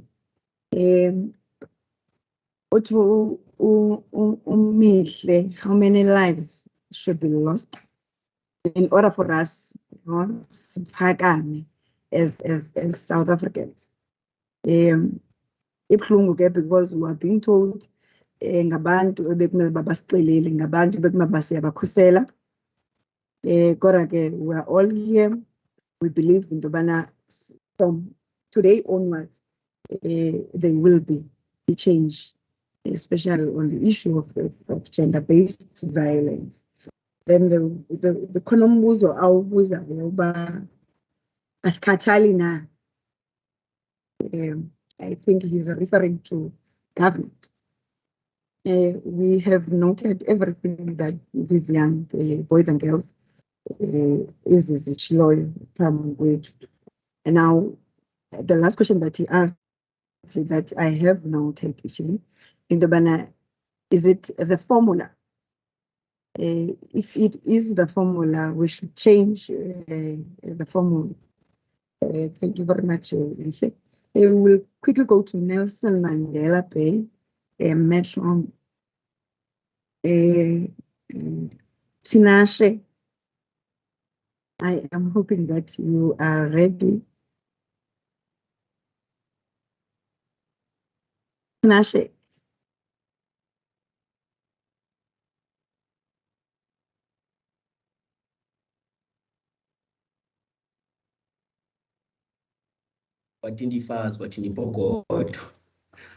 Honorable Director, Honorable Speaker, Honorable Minister, Member of the Executive Council, members of the legislature and Uganda Religious Fraternity, leaders of the political parties, distinguished guests. Ladies and gentlemen, I greet you all. My name is Tina Senyariri from Tertiary Senior Secondary School. I'm doing grade 11. The topic that I'll be emphasizing on goes like this. It goes like this: realizing gender equality through respecting human rights. What is gender equality? Gender equality is whereby both genders get to get the opportunity to get equal rights, opportunities in the Bill of Rights. It is a right of equal, it's a right of opportunities. But what we are doing is males. We are violating the rights of women, the rights of females. By doing what? Oh, let me start by saying this. We are all equal in God. We are all equal in front of God. Galatians 3, Galatians 28, verse 3. Okay, let me take you to history, ancient histories. There was a lady called Sarah Patman. Sarah Patman was a black woman. Just because she was a female with a nice body, the males took advantage of her just because she's a female and used their body to do all kinds of things, sexual assault, which was violating her rights also. Okay, let me take you to the countries of 80s when they believed that women are only must be educated so they can be home decors, home decorators only, not for their lives. They were also violating the rights of education of the females. What can we do to stop this thing? It's not because us males, we don't know that we are violating the rights of the females, but it's because we don't admit it. Because we think that we are superior and we think that we are the ones who has more power than everything, than anything, than anyone on this planet Earth. But no, God has a purpose. God has a reason why he created male and female. The strength that we're given to a male was not to beat, but to protect the female. All over the world, there are nearly 14 million girl childs that are going to school. Why not males? Why girls only? It's because that we still have old traditional belief that females are only supposed to be housewives, mothers who cleans the house, but which is wrong also, because we need males, we need females and males to stand together in order for us to build this country into a better country. You see, a country without females it's just like a tree without roots. Ladies and gentlemen, I plead you to stand up and be the voice of the voiceless. Just like Malala from Pakistan, a girl that was shot when she was only 15 in October 9th, 2012. Why was she shot? Fighting for the rights of girls, for them to get education, while she was only 15 years old. Because she realized the importance of education in all us. I plead you, respect the Bill of Rights. Because without females, we are nothing. Mostly men are likely to get hired in companies, major companies, get higher salaries than females. Why? Just because they are males and the women are females. We need equality in workforces. We need equality when it comes to education, because there's a right that says everyone has the right of education. How can we stop this thing? We have to stand up for women. Show the world that we are nothing really. Okay, why should a woman get education also? You see, when a woman gets married, when a woman gets married with a educated husband, when divorce comes and the husband leaves, the male leave and we have to leave the children with the female, and the female will have to take care of the children while the fathers ran away or they divorced. Nowadays, females are called providers. Why? Because they make sure that they provide for their children, although they are single mothers, or they are fathers that ran away, although they are fathers who doesn't want to support them. Ladies and gentlemen, to all males that are there, to all males that knows that women are important, please rise, please rise. Well, there are only few people, there are only few males that are supporting these campaigns of women rights. You see, when it comes to the Bible, God did not create Adam only. He created Adam and Eve for a purpose also, so that Adam and Eve can help each other on whatever the one weapon. God knew, not us. Who are we to judge? Who are we to judge? You see, in most of the companies, they hire males. Why? Because they think that males have the audacity to do lots of things. Although we know that males are the ones who created lots of things here, but yet, have you ever had a chance to give that education that you offered the male before he invented that thing, and see if the girl or if that woman was going to fail to do so also? Because you knew that if you gave a woman the education, she was going to do better than the male somehow. In IT jobs, in computer jobs, they hire males more than girls. Why? It's because they think that technology things only for males. But you seem to forgetting that the first gender to program a computer, it was a female. But because she's a female, it's as if that we're forgetting that. But if it was a male, it was going to be like something that some history. It was going to be history, something that everyone will be talking about. But because she's a female who programmed it. You see, at my house, I live with my mother and two sisters. When my father died, everyone was telling me that you're going to be a father, you're going to be a father. Because I did not understand what being a father is like. What's a father? I only thought being a father is just being a boy or being a man. But no, being a father is taking care of my mother, who is a female also, of my sisters, who are females also.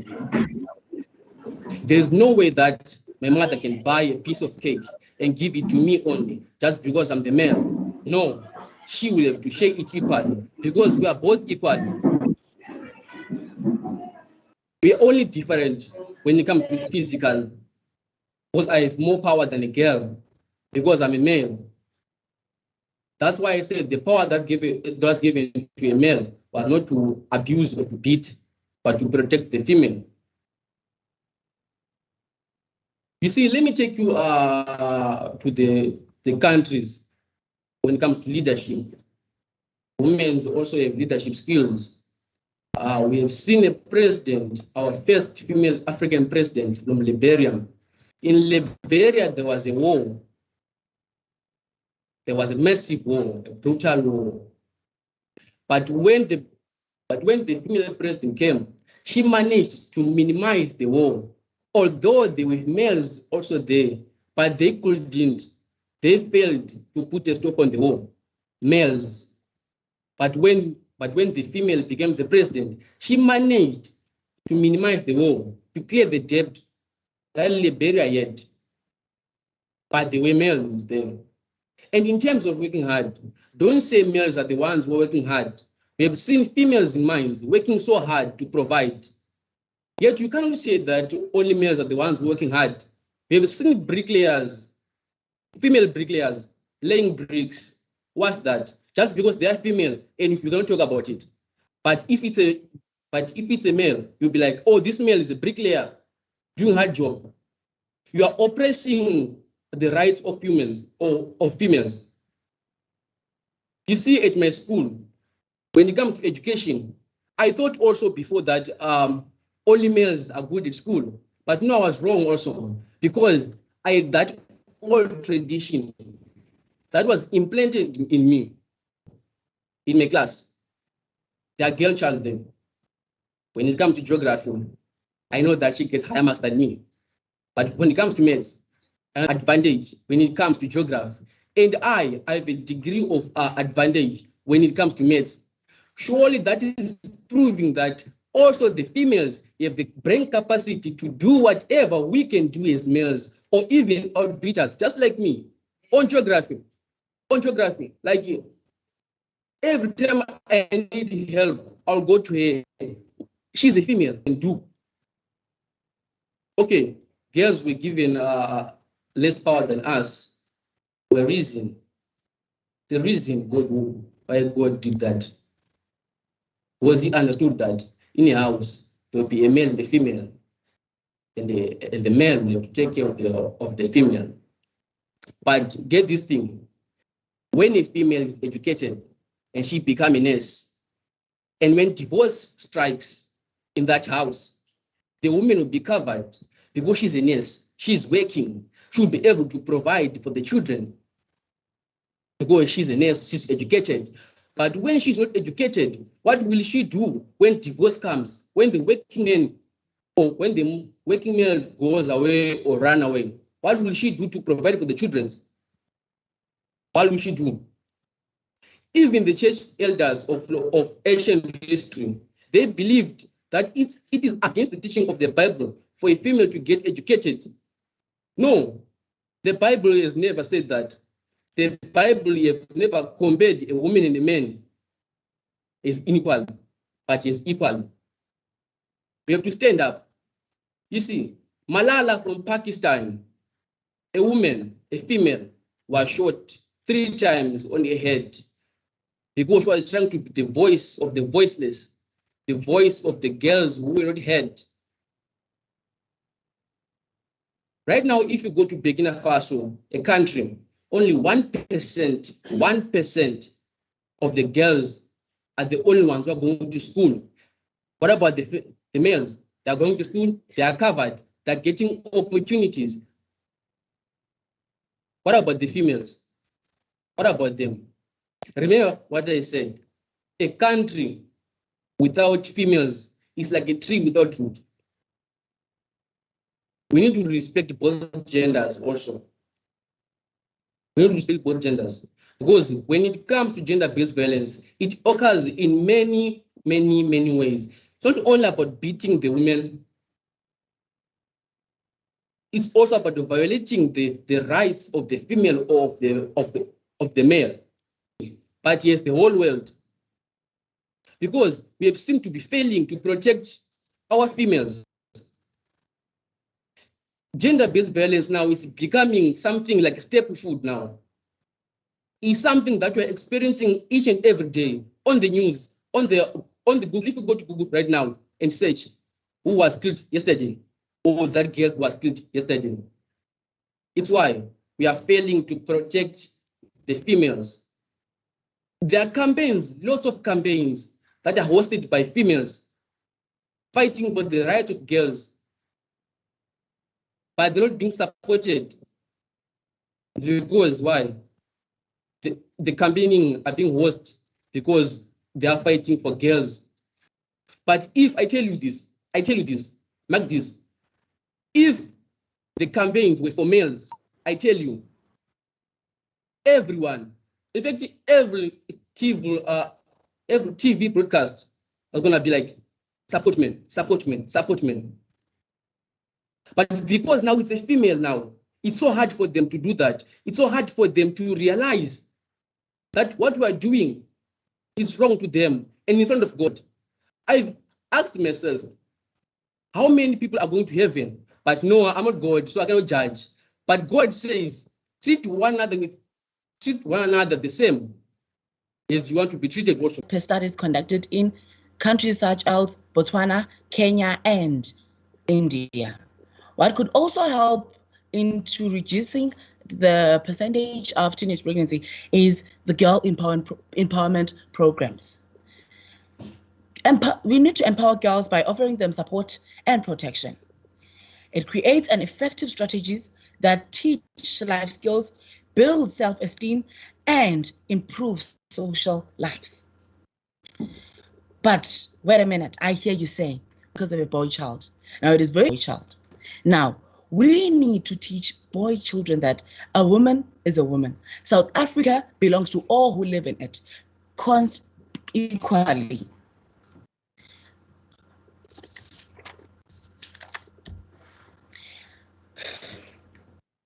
We need to help young boys into understanding their responsibilities as partners.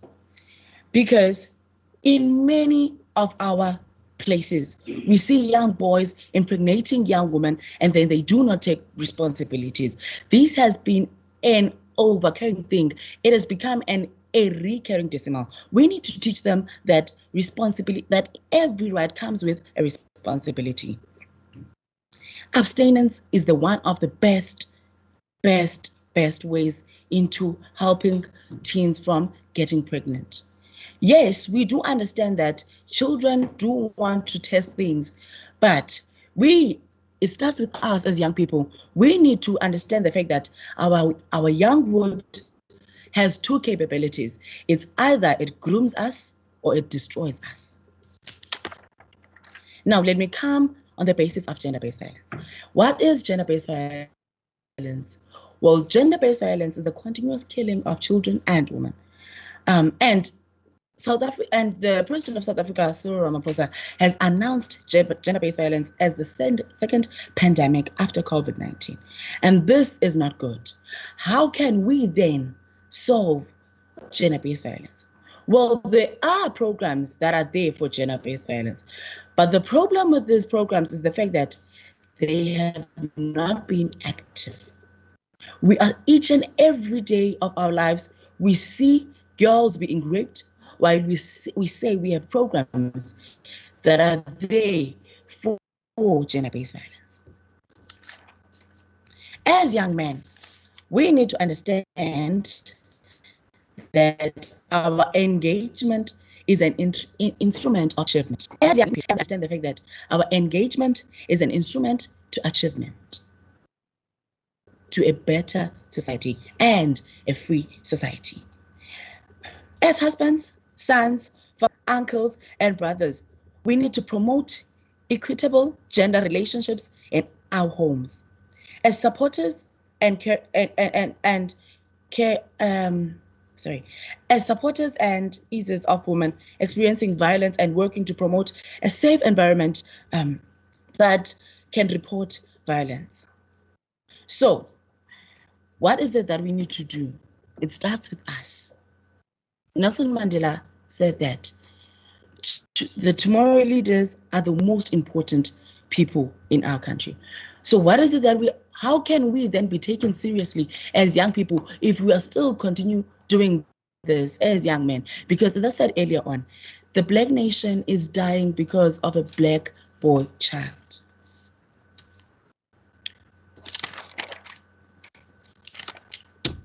Also, the same applies to young men. We need to educate men on how they can play their role in improving society. We need to create awareness among men of the negative violence. We need to facilitate men and women to talk together in community groups. We need to encourage men to create a safe family and community environment for their sisters, daughters, and wives. As we know, in the Bible, God has given a man more power than a woman. But let us not misunderstand that. That power that was given to a man, it was to protect a woman.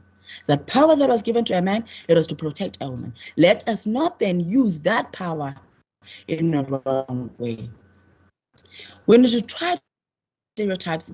Each girls riding bicycles, maybe some household tasks that are currently done by women. Sharing responsibility within the household is key. It starts with us as young men. Therefore, programs need to be there and they need to be active.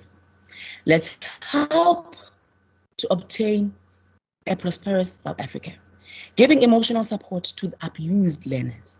Let's go back to those old villages, because our problem in South Africa, as much as we are constantly talking about gender-based violence, we are so actionaries, but we need to be pro-actionaries. We need to go back to those communities that have already been violated by gender-based violence. We need to report colleagues who abuse learners. This is very important because this has happened in our society. Just here in East London, a principal raped a learner. And I'm quite sure that there were many teachers that knew about that. But we are living in that world where we believe we need to stop that stereotype. We need to ensure that incidents are handled confidentially.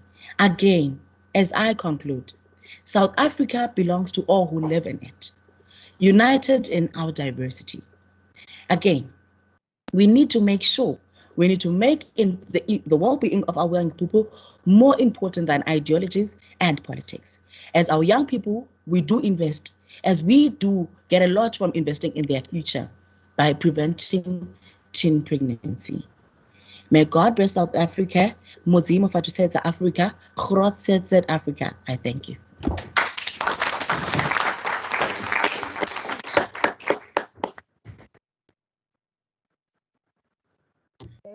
Thank you very much, Bushle, from BCM. Bushle is saying there are empowerment programs for GBV, but the question is, ziyasincedisana, ziyawenza na umahluko? Hoping that they take notes so that as debates zizokwazi ukusincedisa in Cape sise phambili ebonakala ingxelo kakhulu zona zezimeko ze-gender-based violence. We are not saying azenzeki in some provinces, but yenzeka kakhulu in our province. So siyawukhalimela ke lo moya ephondweni naseMzantsi Afrika.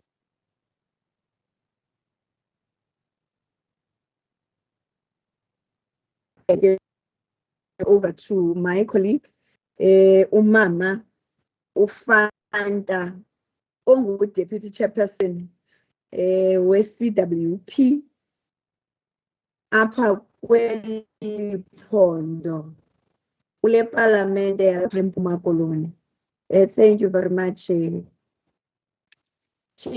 Mama Fanta, are you ready? Yes, I am. Thank you very much. Over to you again, Mama.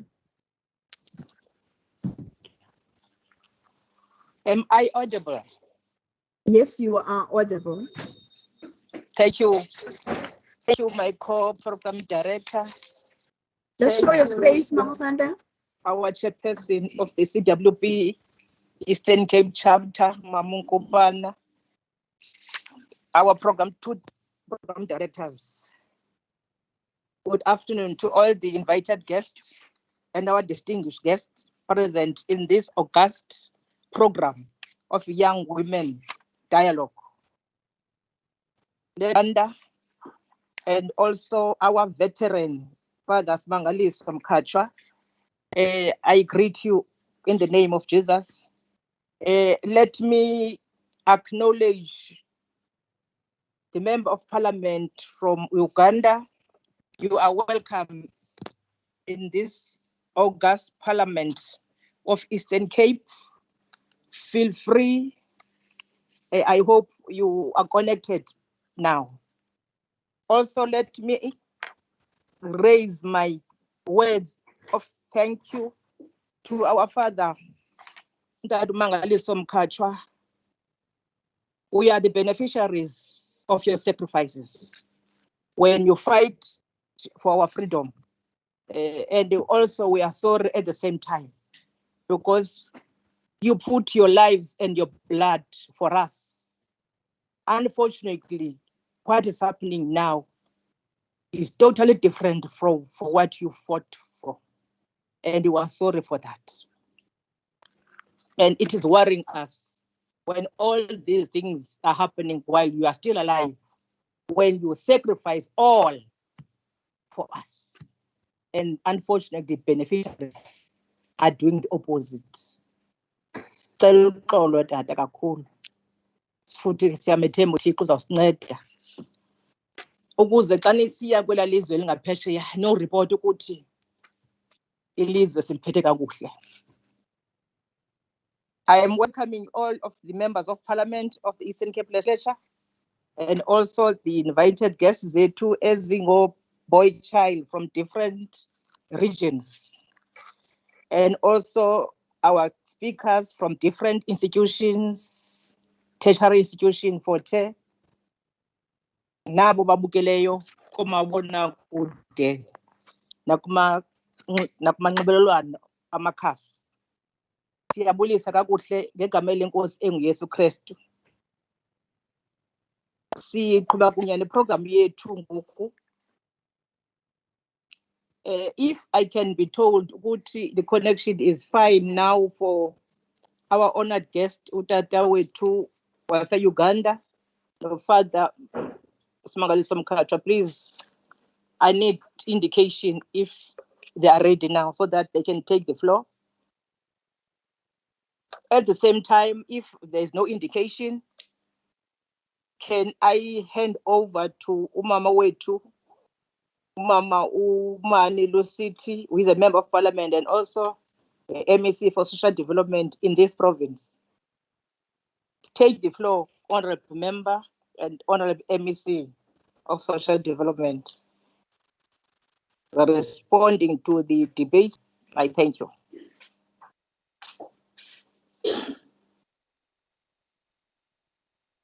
Thank you very much, Mamu Fanta.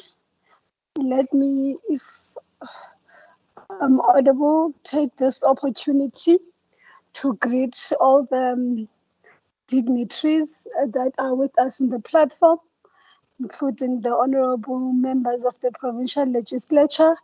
The established protocol is observed. I just don't want to take more of my time going through the greetings, but also I want to extend my greetings to the participants in the program and the young men that have been part of this dialogue and everyone who is with us, whether through social media platforms or connected virtually. Molweni. Well, I want to start off in responding, congratulating the Eastern Cape Provincial Legislature in seeing the necessity of such a platform and having such a success of this program. It is truly for me a success because of the extent and the levels of engagement we saw in young people. Addressing the devastating pandemic of gender-based violence and issues of teenage pregnancy. I'm very pleased that the young men today were really taking responsibility and discussing amongst each other the issues such as gender-based violence. But I think we need to moving forward, take it further, to commit ourselves, they commit themselves to not only discuss it, but call out the perpetrators within our own circles. I'm saying this because perpetrators, they have a face. In many instances, when you're talking about a perpetrator, in any incidents, you know that it is going to be a man, most probably a young man, and they would not be starting to abuse or committing acts of gender-based violence when they kill uNosicelo, as an example. So I think program director, through the various inputs that came in today, we can all agree that gender-based violence is a multifaceted crisis, and in the main, it is underpinned by moral decay, the culture of violence in our society. Just as an example, when you're talking about the latest incidents, I think that shocked the nation, one of the Krugersdorp rape incidences, we can now say we know that amongst the perpetrators, some boys were as young as 14 years old. And this draws our attention to what is fundamentally wrong within our families, communities, and society in general. Now, I think that's what informed the approach of the social development in how it delivers its services, which is primarily in a family-based model, in how we deal with the social ills within our societies. Because sorry, Honorable ABC, can you show your face? The learners want to see your face. My apologies. Here on my side, it's visible. My camera is on. Okay, now we can see you now. You are so beautiful. Thank you very much, Mom. I don't know what could be the problem. Is it still visible now? Yes, go ahead. No, you are not visible on our side. I don't know. It must be my gadget, Mom. Okay. But we can hear you. But at least okay. Thank you very much. I don't know what could be wrong. Well, what I was saying is that, well, the importance of the family unit in playing an active role in instilling positive value system and in how we raise our young boys to respect women, respect themselves, and to really appreciate the true value of life and human dignity. Because primarily in agreeing with what Kuma was raising on the question of power and patriarchy, gender-based violence is embedded on power and patriarchy. Because it is that power and patriarchy that is an instrument that perpetuates gender-based violence. And patriarchy is embedded in our culture, and it's often used to justify gender inequality and violence. And others would mischievously want to use our traditional and cultural beliefs in evoking and in this patriarchy and this violence, and how women are supposedly to be mistreated. But equally, I also appreciated what Usno, the president of Forte, was raising about the role of universities that they can play in helping our society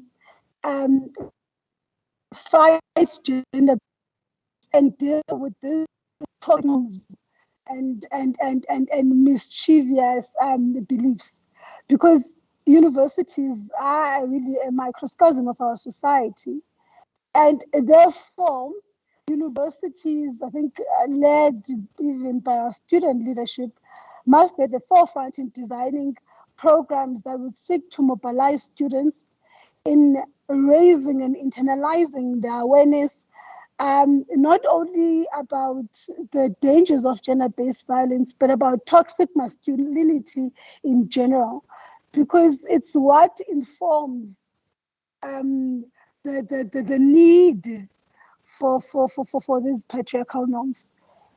Of course, the issue of alcohol and drug abuse, particularly about our young people in our country, and the clear evidence and the interrelationship between alcohol and drugs, gender-based violence, and some of our social ills. So this means then, as young people, we need to start and to be part of the existing campaigns that encourage responsible drinking, fighting the use of illicit drug abuse, and not being oblivious to the fact that all these be deliberate, especially as government, in our actions to ensure the economic emancipation of women, so that, because there can't be really total liberation of our women without firstly addressing how they've been economically almost sidelined, and they need to be included in the economic mainstream of our society. Again, program director, the issue of teenage pregnancy remains a challenge, particularly for us in the province. When we saw the numbers that were coming out from the Department of Health, children as young between 10 and 14 years. And that can't really be teenage pregnancy now when you have a 10-year-old pregnant, and we have 15 to 19-year-old girls, over 9,000 of them giving birth in our health facilities. Maybe Utafane is correct that teenage pregnancy could be partly due to peer pressure and boys wanting to show off and that sort of thing. But also, let's not lose sight that there is an element of sexual abuse, because a 10-year-old being pregnant is blatantly rape. And that is one of the devastating contributing factors to the picture that we see when we're looking at the numbers of our young girls that are pregnant. And that's why also as parents, we have to really drag ourselves to be more open with our children, both boys and girls, about the society we live in, about the issues they'll be confronted with in the outside world, whether you're talking about sex and the dangers that come with experimenting as a teenager. Then quickly, I want to speak on some of the interventions that we have as a department in responding, one, to the plight of women, whether you're talking gender-based violence, the fight against HIV and AIDS, and the fight against HIV and AIDS and gender-based violence in general. We have, as a department, fashioned key interventions that seek to empower women. And one such intervention is our Victim Empowerment Program, which contributes to the National Crime Prevention Strategy. The mandate really of that program is to lead and coordinate the program of providing integrated services to victims of crime and violence in the province and subsequent municipalities. We want to implement integrated programs and services that seek to care, support, and empower women who find themselves victims of crime and violence, and also ensure that right throughout all the other government departments, each government department, according to its mandate, does play its share in seeking to liberate women and ensure that they are part of the economic value chain in the province.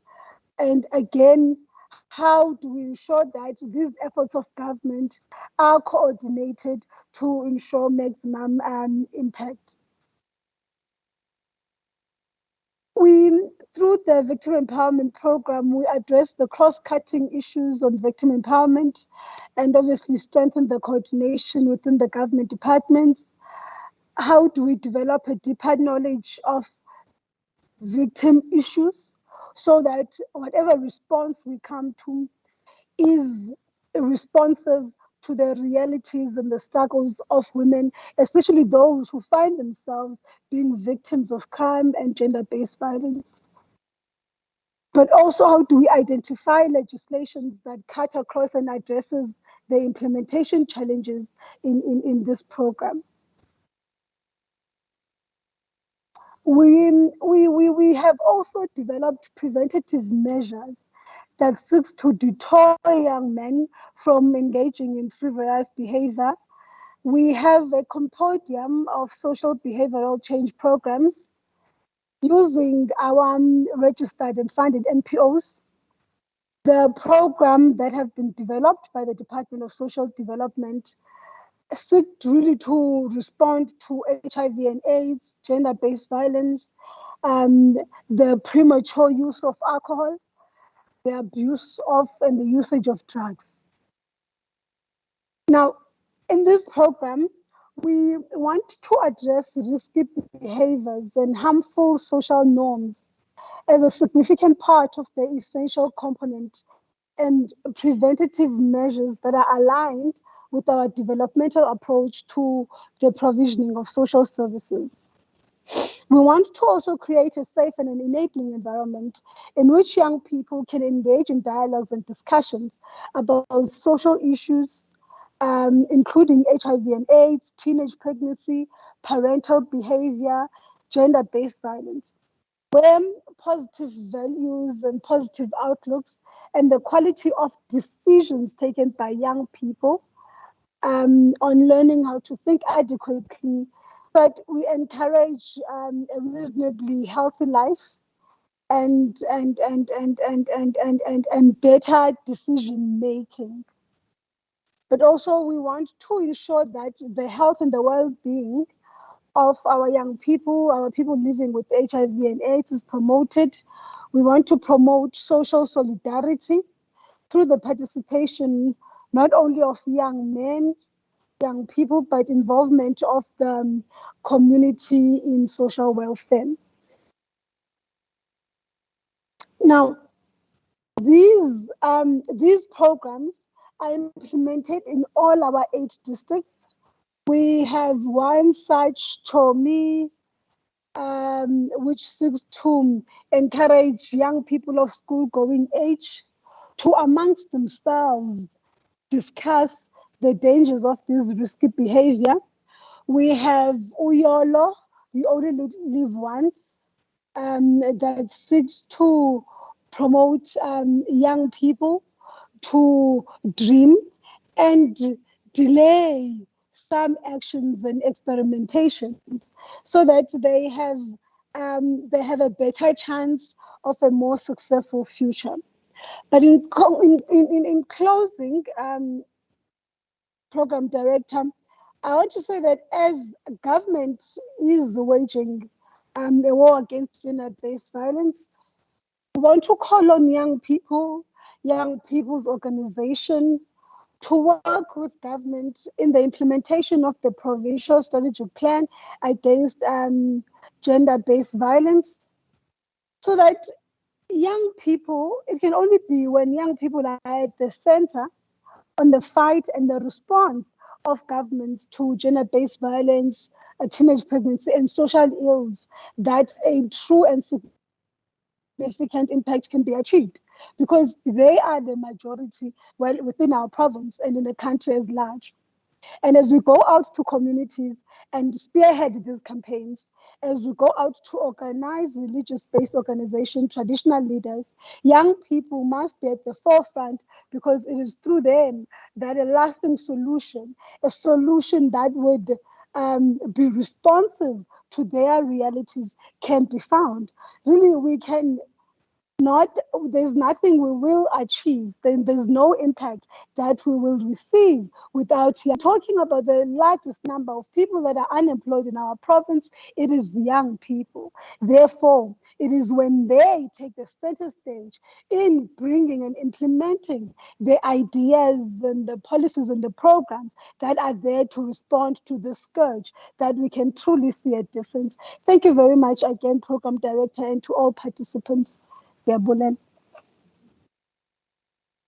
Thank you, Honorable MEC, for the provincial response. Siyabulela kakhulu for your wise words and giving us hope and programs that as a province we are doing in helping young men to be strong men that protect women and children. Ntungwa, the word of God is exactly 22 verse 30 says, "And I sought for a man among them that should make up the hedge and stand in the gap before me for the land, that I should not destroy it. But I found none." Tungwa. Utsho uThixo, la madoda siwafuna ngoku angekhoyo awaqala ungabikho, ayengekho emandulo.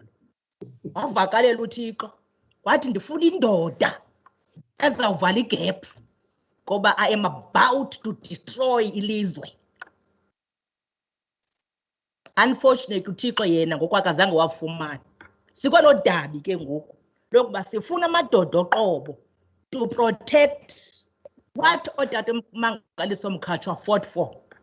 Besaba ngoku sihamba kubisi namasi sityilibi kakulo, kodwa the hardship esikuyo ngoku is because there's and ilizwe is being destroyed. Ngoba uThixo uthembele endodeni. Hence wasithina singamakhosikazi wasitsala embanjweni. Ngoba imbambo indawo ekhuselekileyo. Kodwa unfortunately there are none. Sizama lonto ke sile Eastern Cape Legislature. Sizama lonto ba mawafumaneke amadoda oqobo. Siwaqale siwagrume esemancinci to protect the young girls, to protect our old women at home. And unfortunately nabo they are repeating what happened to them. Learner pregnancy is done by the young boys. Whilst we have laws, if you sleep with someone less than 16 years, it's a crime. That's statutory rape. But asibabona abancinci abangena ejele ngomithisa. Sifuna lo madoda ke Mntungwa azovala ithuba ukuze ilizwe lingatshabalali. Uba sigqitha, I am told, unfortunately, we could not get our invited guest, Tate wethu was Uganda, and Father Simangaliso Mkhatshwa. There are some technical problems. Nabo bebenze kanjani? Bengotata, how do they protect women? Bengekho besedrongweni, bengekho bephume ngaphandle besiyodlela elizwe. Kodwa siva sikhalo kubo. Besifuna ukuva their wisdom. Unfortunately, we can't get hold of them. Ngenxa technicalities. I was hoping next time chairperson of the Eastern Cape chapter izolunga lento, because we really need those wisdoms, President. As we proceed with our program, we are going to get a message from NGO sector, Utata wethu Gordon Sonke, for gender justice. Over to you. 10 minutes. Ndingaba sharp ke ngokwexesha. 10 minutes. Pick up. Thank you. Thank you, Program Director, Madam Fanda. Distinguished platform guests, MCs that are here present with us, these loving young men that are part of this discussion. I think I have asked my colleagues to upload my presentation. It's only 4 slides. Can I ask Sister Somtlatlo, Brother Fanda, to upload my presentation? Please, come to Tata.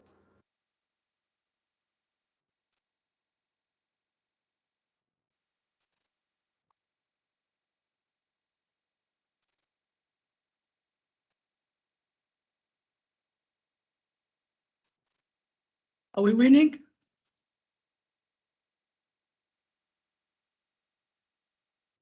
Ingathi there's a problem. Can you continue? We'll while okay. All right, thank you so much. Let me open this one here, President. Thank you so much for having invited us to be part of this occasion when history is being written in our country. We are indeed humbled as Sonke. I am from an organization called Sonke Gender Justice that was established in 2006 that works across the length and breadth of our country, but also works across the beautiful continent, Mother Africa. We have offices in Uganda, offices in Tanzania as well. We have offices here in the Eastern Cape, here in East London, offices in Numa, offices in Cape Town, Gauteng, and Mpumalanga. That's where we have our presence in the country. Sonke strives for a world in which women, children, men, and non-conforming individuals enjoy equitable and caring, healthy and happy relationships that contribute to the development of a gender-just, equitable, democratic societies free from poverty. And our mission as Sonke is to strengthen citizens' capacity of governments, civil society, citizens to advance gender justice and women's rights to prevent gender-based violence and reduce the spread and the impact of HIV and AIDS. In this way, we contribute to social justice and the elimination of poverty. My message to young men that are here in this confabulation this day, as Sonke young men, we believe and firmly believe that no one is born violent. Violence, it's a learned behavior. And if that is the case, we can unlearn this bad phenomenon. But we can do that through well-coordinated and well-researched educational programs. At Sonke, we have various programs that are specifically designed for gender transformation. To mention the few, we have our long-standing campaign called One Man Can, a campaign that is geared to an individual to take action in bringing about change in a place where he or she is. Again, we have programs like Rights, Action, and Accountability, a program that we've just completed in implementing in the municipality of Nguma and Mbashe, a program that is really speaking to you young men, that you understand your rights, and upon understanding your rights, take action and hold those that we have actually voted with confidential level, be it at the national level, hold them accountable to the promises made in our constitution. Program director, we have parenting programs, and I'm happy, MEC Lucity, that we have a joint venture, not only at the provincial level, but at the national level, a program around parenting called Men Care 50-50. And the other component of that Men Care 50-50, it's teen parenting. So that's the program that we are busy with across the country at this point in time. We have programs around access to justice, because people are always thirsty for justice, but a path to justice is not easy. You need concerted understanding as to how do you attain justice. And we know for the fact that justice in South Africa is being actually viewed differently. There's a discourse that says there's a justice for those who have and the justice for those who do not have. A clear example, Mtungwa, my MEC, is the case of an alleged principal who was alleged for rape at the junior school in Blythswood in 2015. Can you believe that that case is not concluded up until to date? The young girl was 12 at the time. She completed her matric last year, and her ordeal is still living with her. And there's so many young girls of our country who have been violated at the hands of so-called principals of schools. But I'm here today to deliver a message of support to these young men that are very creative. And the message is very clear to you young men. We would like to call upon you in particular to refuse to take risk and take responsibility. I repeat, refuse to take risk and take responsibility. Be the change that we have spoken about in your debating discussion. Don't look away. Challenge toxic gender stereotypes. And I'm troubled, Mtungwa, and I need to raise this. We women and girls of our country do not need us to be protectors, but they need a safe South Africa where every person that lives unto it is safe. Because once we are saying men should be protectors of women, that statement is problematic, because we continue to give an impression that men are superior than women. And again, we need to begin to look deep on the language that we use, because language shapes understanding. Gone are the days, Mtunga, when we are called to be the head of the family. I refuse to be the head of the family, because I might be the head that is bringing headache to the family. I want to be the member of the family. And together with other members of the family, we take our families forward. Refuse to be called providers in a country where high levels of unemployment are sky high. In that saying, we are actually leveraging unfair pressure on men. But I want to take this opportunity to say, young men, challenge all forms of homophobia, challenge xenophobia, challenge sexism. Take a positive stand to end the scourge of gender-based violence and femicide.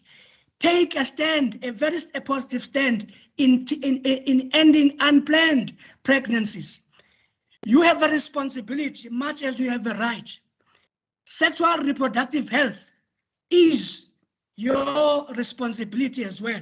Stop telling your parents that I didn't want a child, but you didn't use a condom. Protection of sexual health is important, equally important towards girls as well. And daily sexism, wherever it manifests. This thing of saying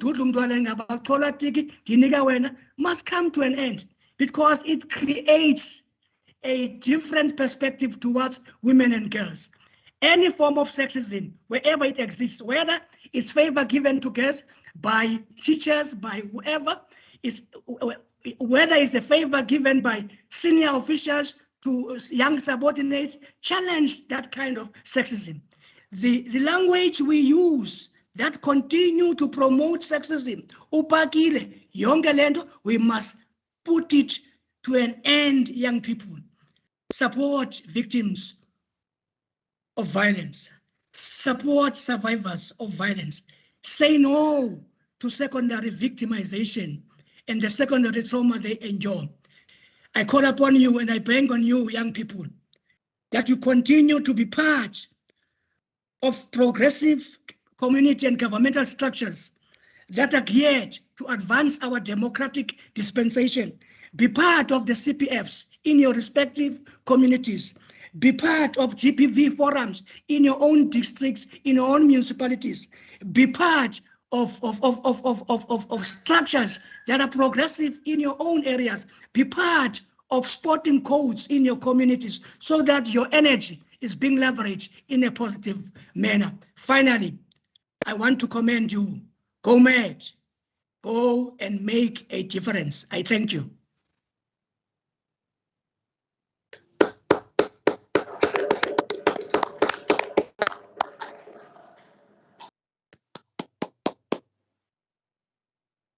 Thank you, Tata. A round of applause once again.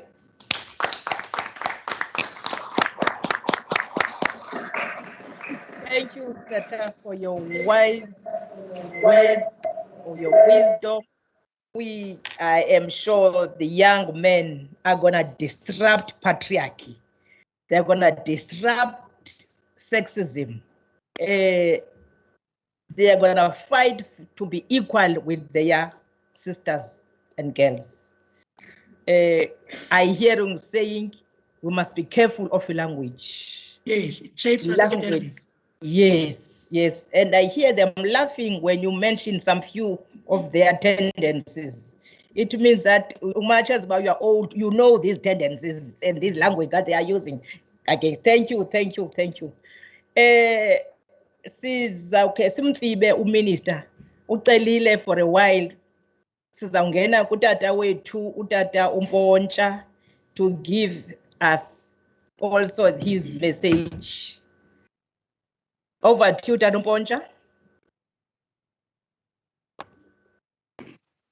Thank you so much, Honorable Mamofanda, members of Parliament, and our guest. Be greeted at the same time in the wonderful name of my Lord and Savior, Jesus Christ. I'm told that I've got 10 minutes left. But let me just start by my topic is strategies to sustain conversation with young men against GBV. The first thing that I won't dwell much, I guess, a problem statement has been said previously. There's patriarchy here that is a problem. Because really speaking, amadoda aniwa kakhulu amandla kuzinto ezininzi. And the result, there are too much expectation that when you are a man, there's too much weight that you have. And therefore, that power, we have learned to abuse it. And I think is a problem for us. And to a point, that power, it comes with economic power. Because at this stage, we found that Mamofanda also to buy a basic commodities in so many things. And it's not the power that we assume we have as men, that we are not using it in a correct manner. So I think that there has to be a change in terms of power. How do we use it in a right way? So that is the cause, the patriarchy in the world and structural problems that we have in families, where men are assumed to be providers of our families. And the question is, what do you do when a man is not a provider now? Remember in the olden days, doing all these kind of things. Things have changed now. It's not only men who are bringing bacon, but women are bringing pigs. And then indoor, when a woman is bringing a pig, I've been bringing bacon. So there is a problem there that makes a man understand the position. So we've got to address that. But at the same time, I'm coming to bring strategies that I feel that can help us. Is gender mainstreaming. We've got to balance that. You found that mama are being paid less than or data based on their position. So in strategies, gender mainstreaming, we've got to look at that. The second part that I think we've got to do is empowering our young girls. in so many areas. Let's empower them in different levels. Let's empower them. But I'm not saying that while we are empowering young girls, we need to forget our young men. There has to be balance in terms of this, because if you totally empower the young ladies and you neglect amadoda or young men, there is a challenge there. Because I mean, they has to provide at the same time. They need to know who they are in terms of provision. So there has to, while we are empowering young girls in so many things, financially, because we know in the economy, but while we are lifting the women, we need to lift up the boys at the same time. The third aspect is a strategy that I'm bringing here, or I'm suggesting, is mentorship program between fathers and their sons. You know, we've got to bring a gap. As empowered men, we have done that, where we bring young men and bring them, and we play with them, we talk with them, we talk about the journey, what is to become a man. Not in the sense of going a suit, but beyond the suit. So we've got to have those kind of program that seeks to bring relationship between old men and young men to learn the strategies that I think they can help us. And also, again, it has been said earlier in this presentation, I don't want to repeat in the state way or much, is my contribution that we've got to have a boys-child development in all stages, to a point where we could have camps for boys. We sit down, we talk with them. Also, one of the speakers have mentioned, but I want to say it again, but even in terms of bringing curriculums within the schools about gender-based violence, we've got programs schooling as what you call these programs in life orientation. So if we want sustainability, I want to believe that we've got to have, say, gender-based violence within the schools. Let's have from primary schools to tertiary institutions. Let's talk about this. Let it be part of the curriculum of the schools, so that it is not just an event, it is a program that seeks to say what kind of a young man we want to have, what kind of a lady we want to have, you know. So I think those kind of empowerment within the schools, we target schools with all of them, from primary to tertiary. And also we have conversation platform like the Facebook. Let's have this kind of conversations continually. So I think it's also part of the strategies that we can employ as amadoda, especially to young men, social network, etc. Then I'm also in the view, Mamufanda, that we need to focus on sustainable families. The question is, these kind of boys and this kind of ladies that we are empowering, they will be fathers and mothers one day. So our program should not think of young men that are empowering, must think about what kind of a father we want this young boy to become. What kind of a lady we want this lady to be a mother, you know? So we've got a intervention that speaks to families, because if we empower families, we'll have healthy communities and healthy nation. So our program must speak to a father that would be 20 years, 10 years. A lady is going to be 10 years, so that we understand that if we've got value-based families, definitely we'll have healthy communities and healthy nation. So we are building sustainable families, because our analysis will tell you that all our problems, mainly, they come from families. Zero communities, zero sonke. So we need to have sustainable families. While we are doing this, say what kind of a young man we want to have as a father, what kind of a lady we want to have as a mother. I think if we have those kind of intervention, I think we'll have a strong families that will contribute to the nation. I guess I've got a few minutes.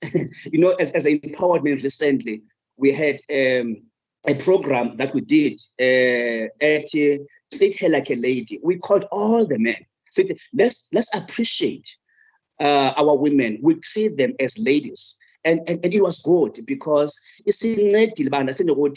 we love them, we honor them. Unyana wami esikolweni avela into yokuqala njena avele avula icanga uqala afuna ungena. Ndithi no mfondini khome kongenisa usista wakho uqala abuze tata why. She is a lady. You need to make sure you protect her na ungena uqala ezintweni. These are the things that they need, father figures. They need, we teach our sons. I'm talking about now, father and the son relationship. We treat them like ladies. So my contribution again, Mamufanda, more than anything, I guess we need to also have a view of how to create sustainable families while we are doing these things, because those sustainable families will make us have healthy communities and a healthy nation. Thank you so much, Mamufanda. God is searching for a man who can stand in the gap. We are those men. We are here to stand on the gap and say, young men, here we are. We are going to journey with you to the process of life. We're going to teach you about what it is to become a man. So thank you so much for this opportunity. God bless you.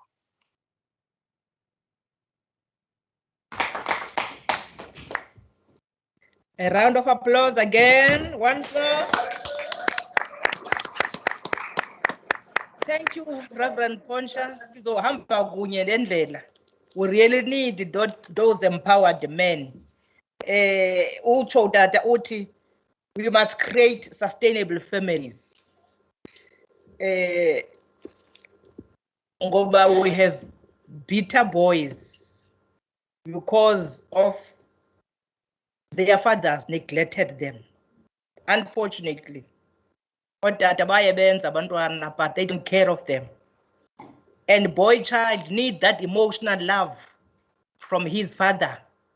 And fathers, they are not there. We really need those empowered men in order for us to have that sustainable families. And ngelishwa ke school omntungwa notata wethu wasesonke repetition. That is what fears me, is the repetition. Ungulomnyana, ungulomfana, ukhuliswe by this single parent, ungumama. Utata is nowhere to be found. Amkhulise lo mama kabuhlungu under very difficult circumstances. Kodwa kwayena ngoku ekraka be utata ke ngamazi okanye uyamaza kamenzela into. She repeat the same thing. Ayomithise pha esikolweni. Abheke university. Amithise university. Axa phangela akathi take care of our bantwana bakhe bonke abenzileyo. Naye is repeating the same mistake yabantu ababitha against him ngoba ebitha yena ngutatakhe. The unfortunate thing.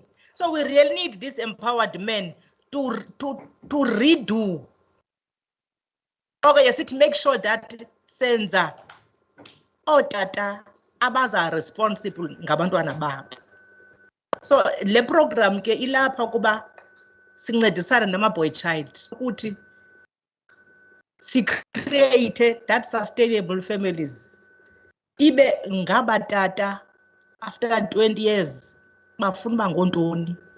After 20 years aba lama girl children bafuna bazintoni. Sizama ukwenza loo nto at this legislature. Minister, I am told she's still busy somewhere. Sizonika uMama uGaya ke ngoku athi take over. Mama uGaya, over to you.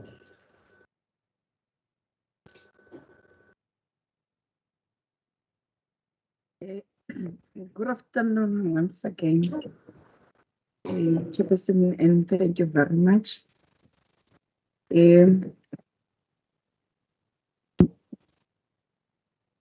Okwamke kuthebisha nje i-resolutions ezale nhlanganiso.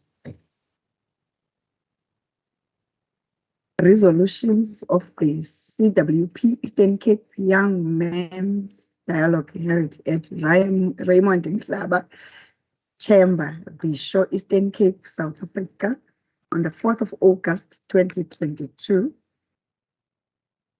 We, the participants in the Commonwealth Parliamentarians Young Men's Dialogue Eastern Cape chapter of the CPA sub-branch, gathered at Raymond Mhlaba Chamber, Bisho, Eastern Cape, on the 4th of August, 2022, to create a platform of engagement among parliamentarians, relevant stakeholders, and young men to advance women's rights, to develop a better understanding of the meaning of coexistence in a diverse society with different sex, gender, and sexual orientation, to raise awareness on gender-based violence and femicide among young boys and men of the Eastern Cape in order to build socio-economic development and support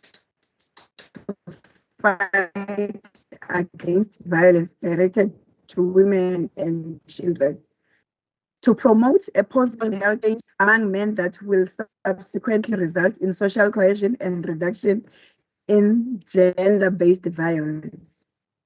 Having critically interrogated the importance of the role of men in raising their voice and taking action to create a society free of gender-based violence and femicide, seeking to find solutions to issues related to femicide and gender-based violence, have got to be confronted with necessary vigor. Noting the issue of harmonious and prosperous society is impossible without gender equality and should be achieved. Resolved to encourage men to commit to work to prevent gender-based violence and to be advocates of society free of gender-based violence and femicide. Noting that South Africa has adopted the National Strategy Plan on Gender-Based Violence and Femicide, which sets out measures to decisively deal with gender-based violence and calls on men to be at the forefront of the fight against gender-based violence and femicide. Further note specifically contributes to GBV as the unemployment result in unproductive men who use drugs and alcohol as escapism from their plight and abuse women during their intoxication. Therefore, resolve as follows. Radical implementation of GBV policies to curb this scourge with the clear program of action, equal socialization of both men and women about protection of rights of women. Young people must be at the forefront of programs dealing with unemployment and GBV and societal problems. Grooming young men to espouse gender equality and prevent the injustice against women. Encourage teenagers to abstain from sexual activities. There must be promotion and prioritization of educating men from every young age to respect women. We must strengthen education about human rights and women's rights by the state and institutions of civil society, religious organizations, and the media. Every platform should be used to clear messaging about gender equality and gender-based violence. We must ensure that existing policy and reporting mechanisms are strengthened and sufficient space is created and further scrutiny of available information of the advancement of gender equality and women leadership in general. We must also ensure that responsible institutions are held to account for creating opportunities for young people to participate meaningfully on the economy. The implementation of the National Strategy Plan on Gender-Based Violence and Femicide must be included in the plans of all organs of state, and these should be monitored annually. Our organizations movements and institutions must recognize that gender-based violence is a pandemic that needs agent intervention of multidisciplinary team of professionals to counsel learners both as a preventative strategy and to deal with the specific cases. There is a need to introduce technology as a tool to assist in the fight against GBV, to track and provide support to victims and to highlight areas that are demonstrating high levels of GBV. Efforts of international solidarity against GBV must be supported through platforms such as the CWP.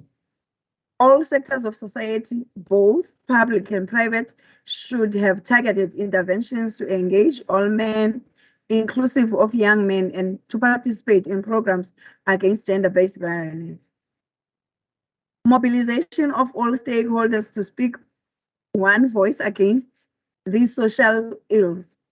Support and capacitate women and young women better poised against the social injustice.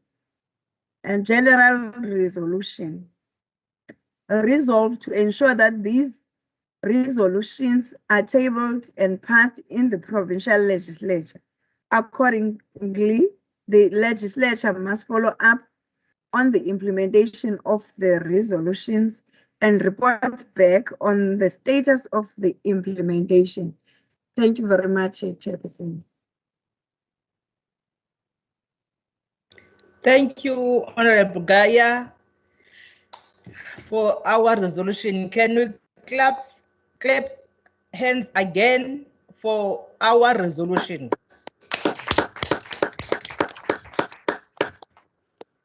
Thank you very much. Siyahamba with our program. I am also again told that Minister is locked somewhere. There are some problems. Tatumpontsha Tatukodana Mtungwa.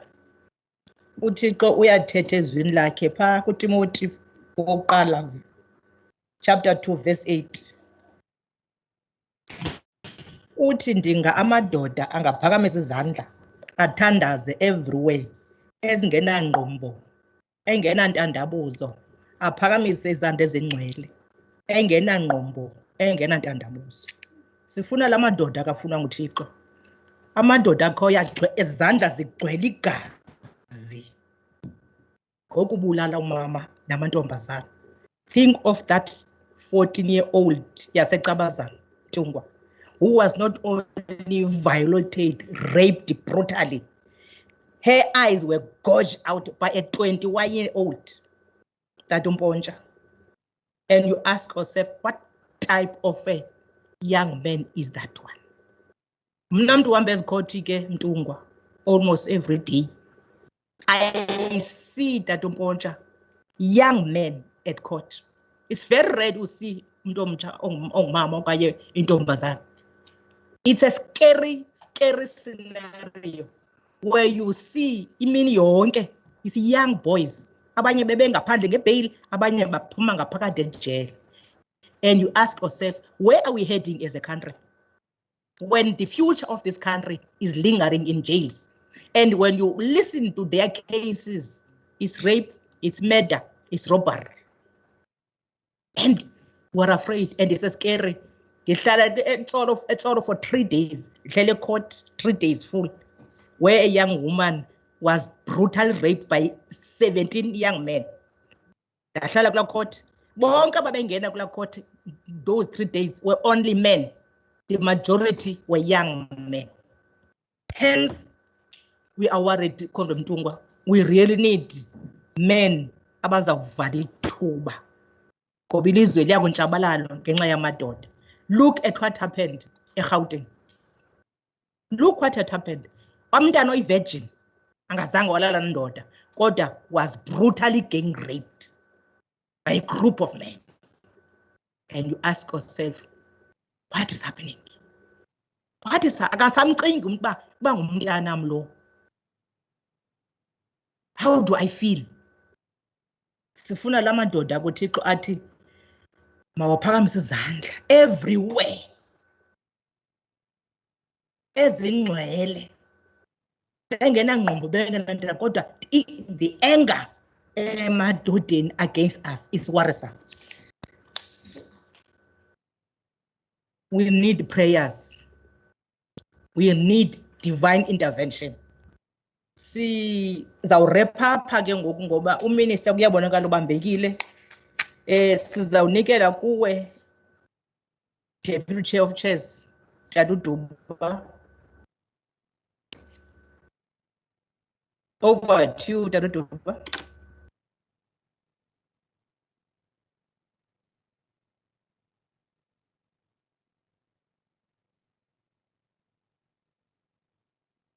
Thank you very much, Honorable Chairperson Fanta.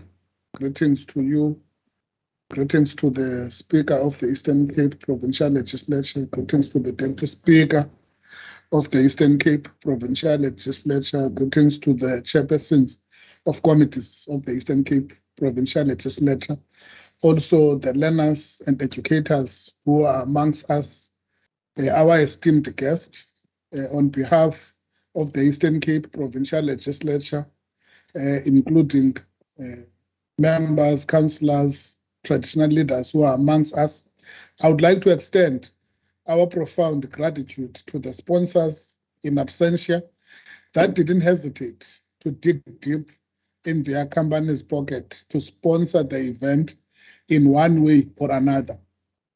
Czech Security Services, owned by Kelo Vuyobohlungu and CCG Systems, together have donated 85 backpacks for learners who participated in this historic event so that are in a position to bring back to their homes and schools mementos as evidence that they participated in the Young Men's Dialogue hosted by the Eastern Cape Provincial Legislature in 2022 as part of the Sectoral Parliament.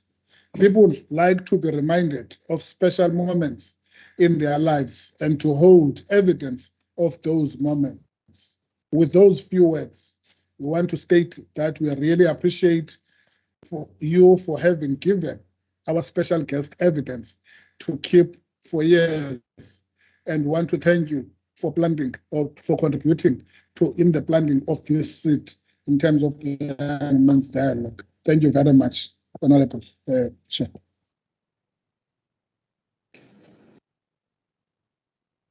Thank you, Honorable Chair of Chairs. Siyabulela kakhulu abantu abasincedisileyo to have this successful young dialogue indaba, and we're hoping it's not going to be an event, it's going to be an ongoing program. Ezinkonzweni mazenziwe ezi program. House of Traditional Leaders, when doing the young men imbizos and dialogues, we really need abafana abazawutshata bezi-virgins bengazanga balalana namantombazana. We really need, and we're praying for that. And we have imizekelo yotata abanjalo abatshata engazanga walalana nantombazana. Sifuna loo nto ke nalapha kuni, my young men, abantu abazawutshata esithi mna andizange ndanala nentombazana, zange ndiyipractice, ndizawuqala after this reception, ndizawuqala ukulala nentombazana. Iyenzeka, ikhona imizekelo yabatata abanjalo. Sifuna abantu abanjalo, Mtungwa, ngoba we're tired, we're really tired ngabantwana bethu abamithiswa bebancinci balahlwe. It pains me when I was at Rhodes, tertiary institution, Rhodes, where sitting back were breeding professionals, ezawuphuma zomela amatyala ethu zoba zintoni, where girl kids are being gang raped at Rhodes University. I am from there. I am from that university. Abantwana bade ba-protesta behambaze abangamantombazana besithi no. I have a girl child who is in China who said, in South Africa, I don't feel safe, was gang raped at 16 years, at Rhodes. Engazange walala nandoda, was gang raped. We were there at Rhodes to talk to Professor Pa, the management. Yeah. this culture of rape in our institutions. Noko. Ngoba xa uza upractice uligqwetha, ufundele ubugqwetha, uzabalele phi igqwetha xa uphuma kwakuloo university sowune-case ye-rape. We are worried, Comrade Ntungo. We are real worried. And ndicinga uba ke uminister, I am told, uvalekile, and we are wrapping up and almost to close our program. Speaker wethu ke ngoku is going to take care. Asenzele the closing remarks. We are hoping next time uminister sakumfumana, because we really need that national perspective on fighting gender-based violence. Unfortunately, ukhona apha abambeke khona. Over to you, Speaker. Thank you so much, Honorable Fanta, the Deputy Speaker of the Eastern Cape Provincial Legislature, the Chair of Chairs of the Eastern Cape Legislature, also the Chairperson of the CWP, and Honorable Fanta, who is the Deputy Chairperson of the CPA CWP sub-branch in the Eastern Cape, the MEC of SOCDEF that have joined us, as well as the House of Traditional Leaders, Sonke Gender Group, the Men Empowerment, the Forte SRC President, as well as all the young men that have joined us from our respective districts in our province, all the parliamentarians that have joined us and have logged onto this, the community, the media, and all of those that have taken the time today with our support staff to prepare for today and to make this day. The violent attacks on the country received the heartbreaking news of young women who were brutally raped in Krugersdorp, Gauteng. In the same week, 2 young women were also hacked to death in KwaZulu-Natal. The list of such unfortunate incidents is long and endless, and our young men have basically sketched the scary portrayal within the Eastern Cape of this pandemic. In our province, we are still trying to come to terms with the tragic death of 21 youth, mostly young girls, at Enyobeni Tavern in Scenery Park, the youngest of which was only 13 years old. The conversations we've had with young men today is timely, and it is a needed intervention. In a period where men are relentlessly perpetrating acts of violence against women in our country, in spite of the many efforts that are made by government as well as our civil society, our NGO sectors to curb this pandemic, it is important that we've had this dialogue during specifically the month of August, so that we not only highlight women's strides for equality, but also talk to young men to implore them to honor and respect the rights of women. The Bible directs us to train children in the way they should go. When they grow old, that they won't depart from it, from Proverbs 26, verse 66. This month, as we commemorate the historic Women's March of 1956, I pray that the spirit of our heroines who confronted an oppressive apartheid system has dwelt among the participants and all of us here today, so that we can draw strength and wisdom from their efforts in our quest to defeat the demons of gender-based violence and femicide. It is critical that as this war that we are waging on gender-based violence, we don't leave men outside of our conversations, particularly young men. And most of our debaters have brought up that point. As most atrocities perpetrated against women is always at the hands of men, it is important that we bring men in to be part of the conversations. They must be part of fighting the scourge, and they need to lead from the front, not from the back. It is important to hear their voices and to also pay attention to their cries and their views, to get them involved, to make them ambassadors of speaking to their peers as well as to other men. Young men are a critical stakeholder in the fight against gender-based violence and femicide. Hulle sê in Afrikaans, ons moet die boompie buig terwyl dit nog jonk is. We must spare no effort to reach out to them while they are young, to show them the importance of coexisting with their female counterparts as their equals. This is the democratic and non-racial society that we should be striving towards. In today's session, we have received inputs on various interlinked topics that will shape young men to have meaningful and a positive contribution to our society. I want to emphasize that it is important that we must continue having ongoing programs and campaigns aimed at creating and empowering a cadre of young men that will be ambassadors against gender-based violence in their own communities. It is also important to note and to emphasize that we know and understand that not all men are prone to meting out violence against women. Hence, the need to identify and develop the cohort of young men cadres that will become champions and ambassadors to stop this pandemic. During our conversations today, we have reflected on the importance of nurturing young men to embrace the notion that boys and girls are equal and worthy of each other's respect. We hope that through today's dialogue, we have managed to impart the affirmation of both boys and girls in society, women and men, to the other. So to highlight the importance that no one is subordinate to each other.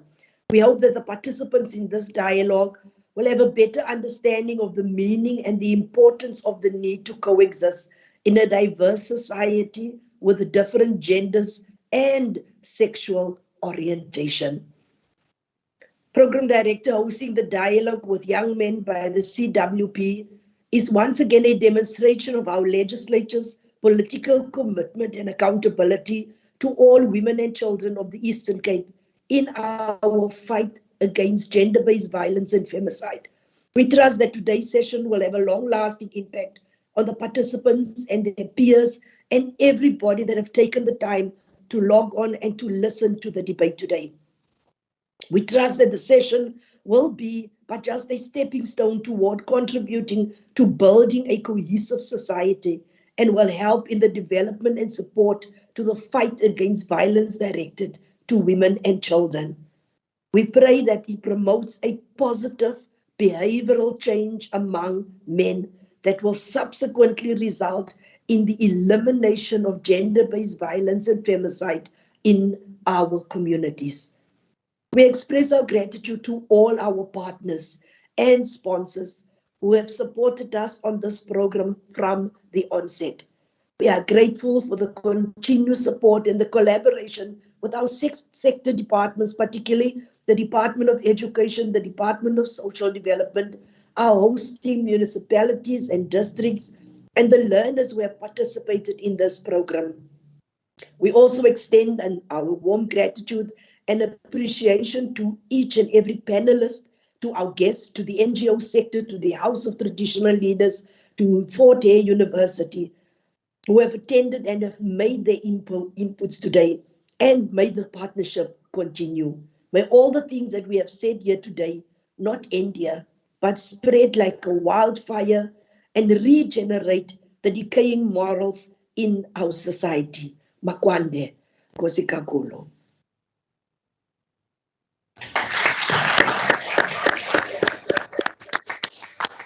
Another round of applause.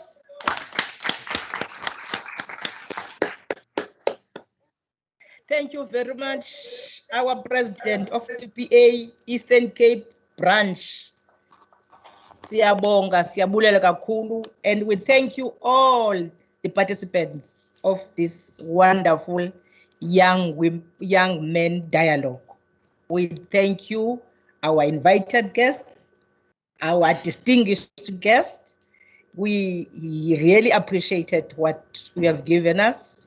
It's food for thought, and we're promising that we'll do as you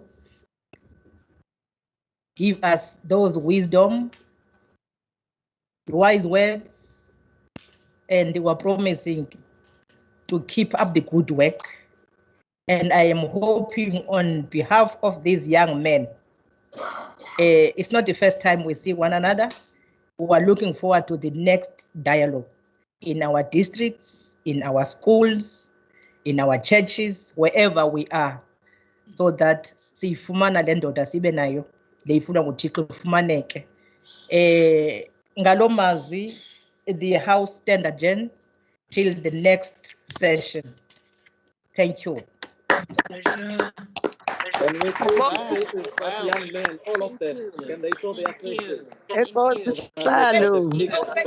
Show faces. Enkosi Chair of Chairs, Enkosi I want to see Chair, faces of young men. Enkosi Honorable Speaker, Enkosi Deputy Speaker, Enkosi But we don't see Kompukaya, you. Where are young men? Enkosi young man.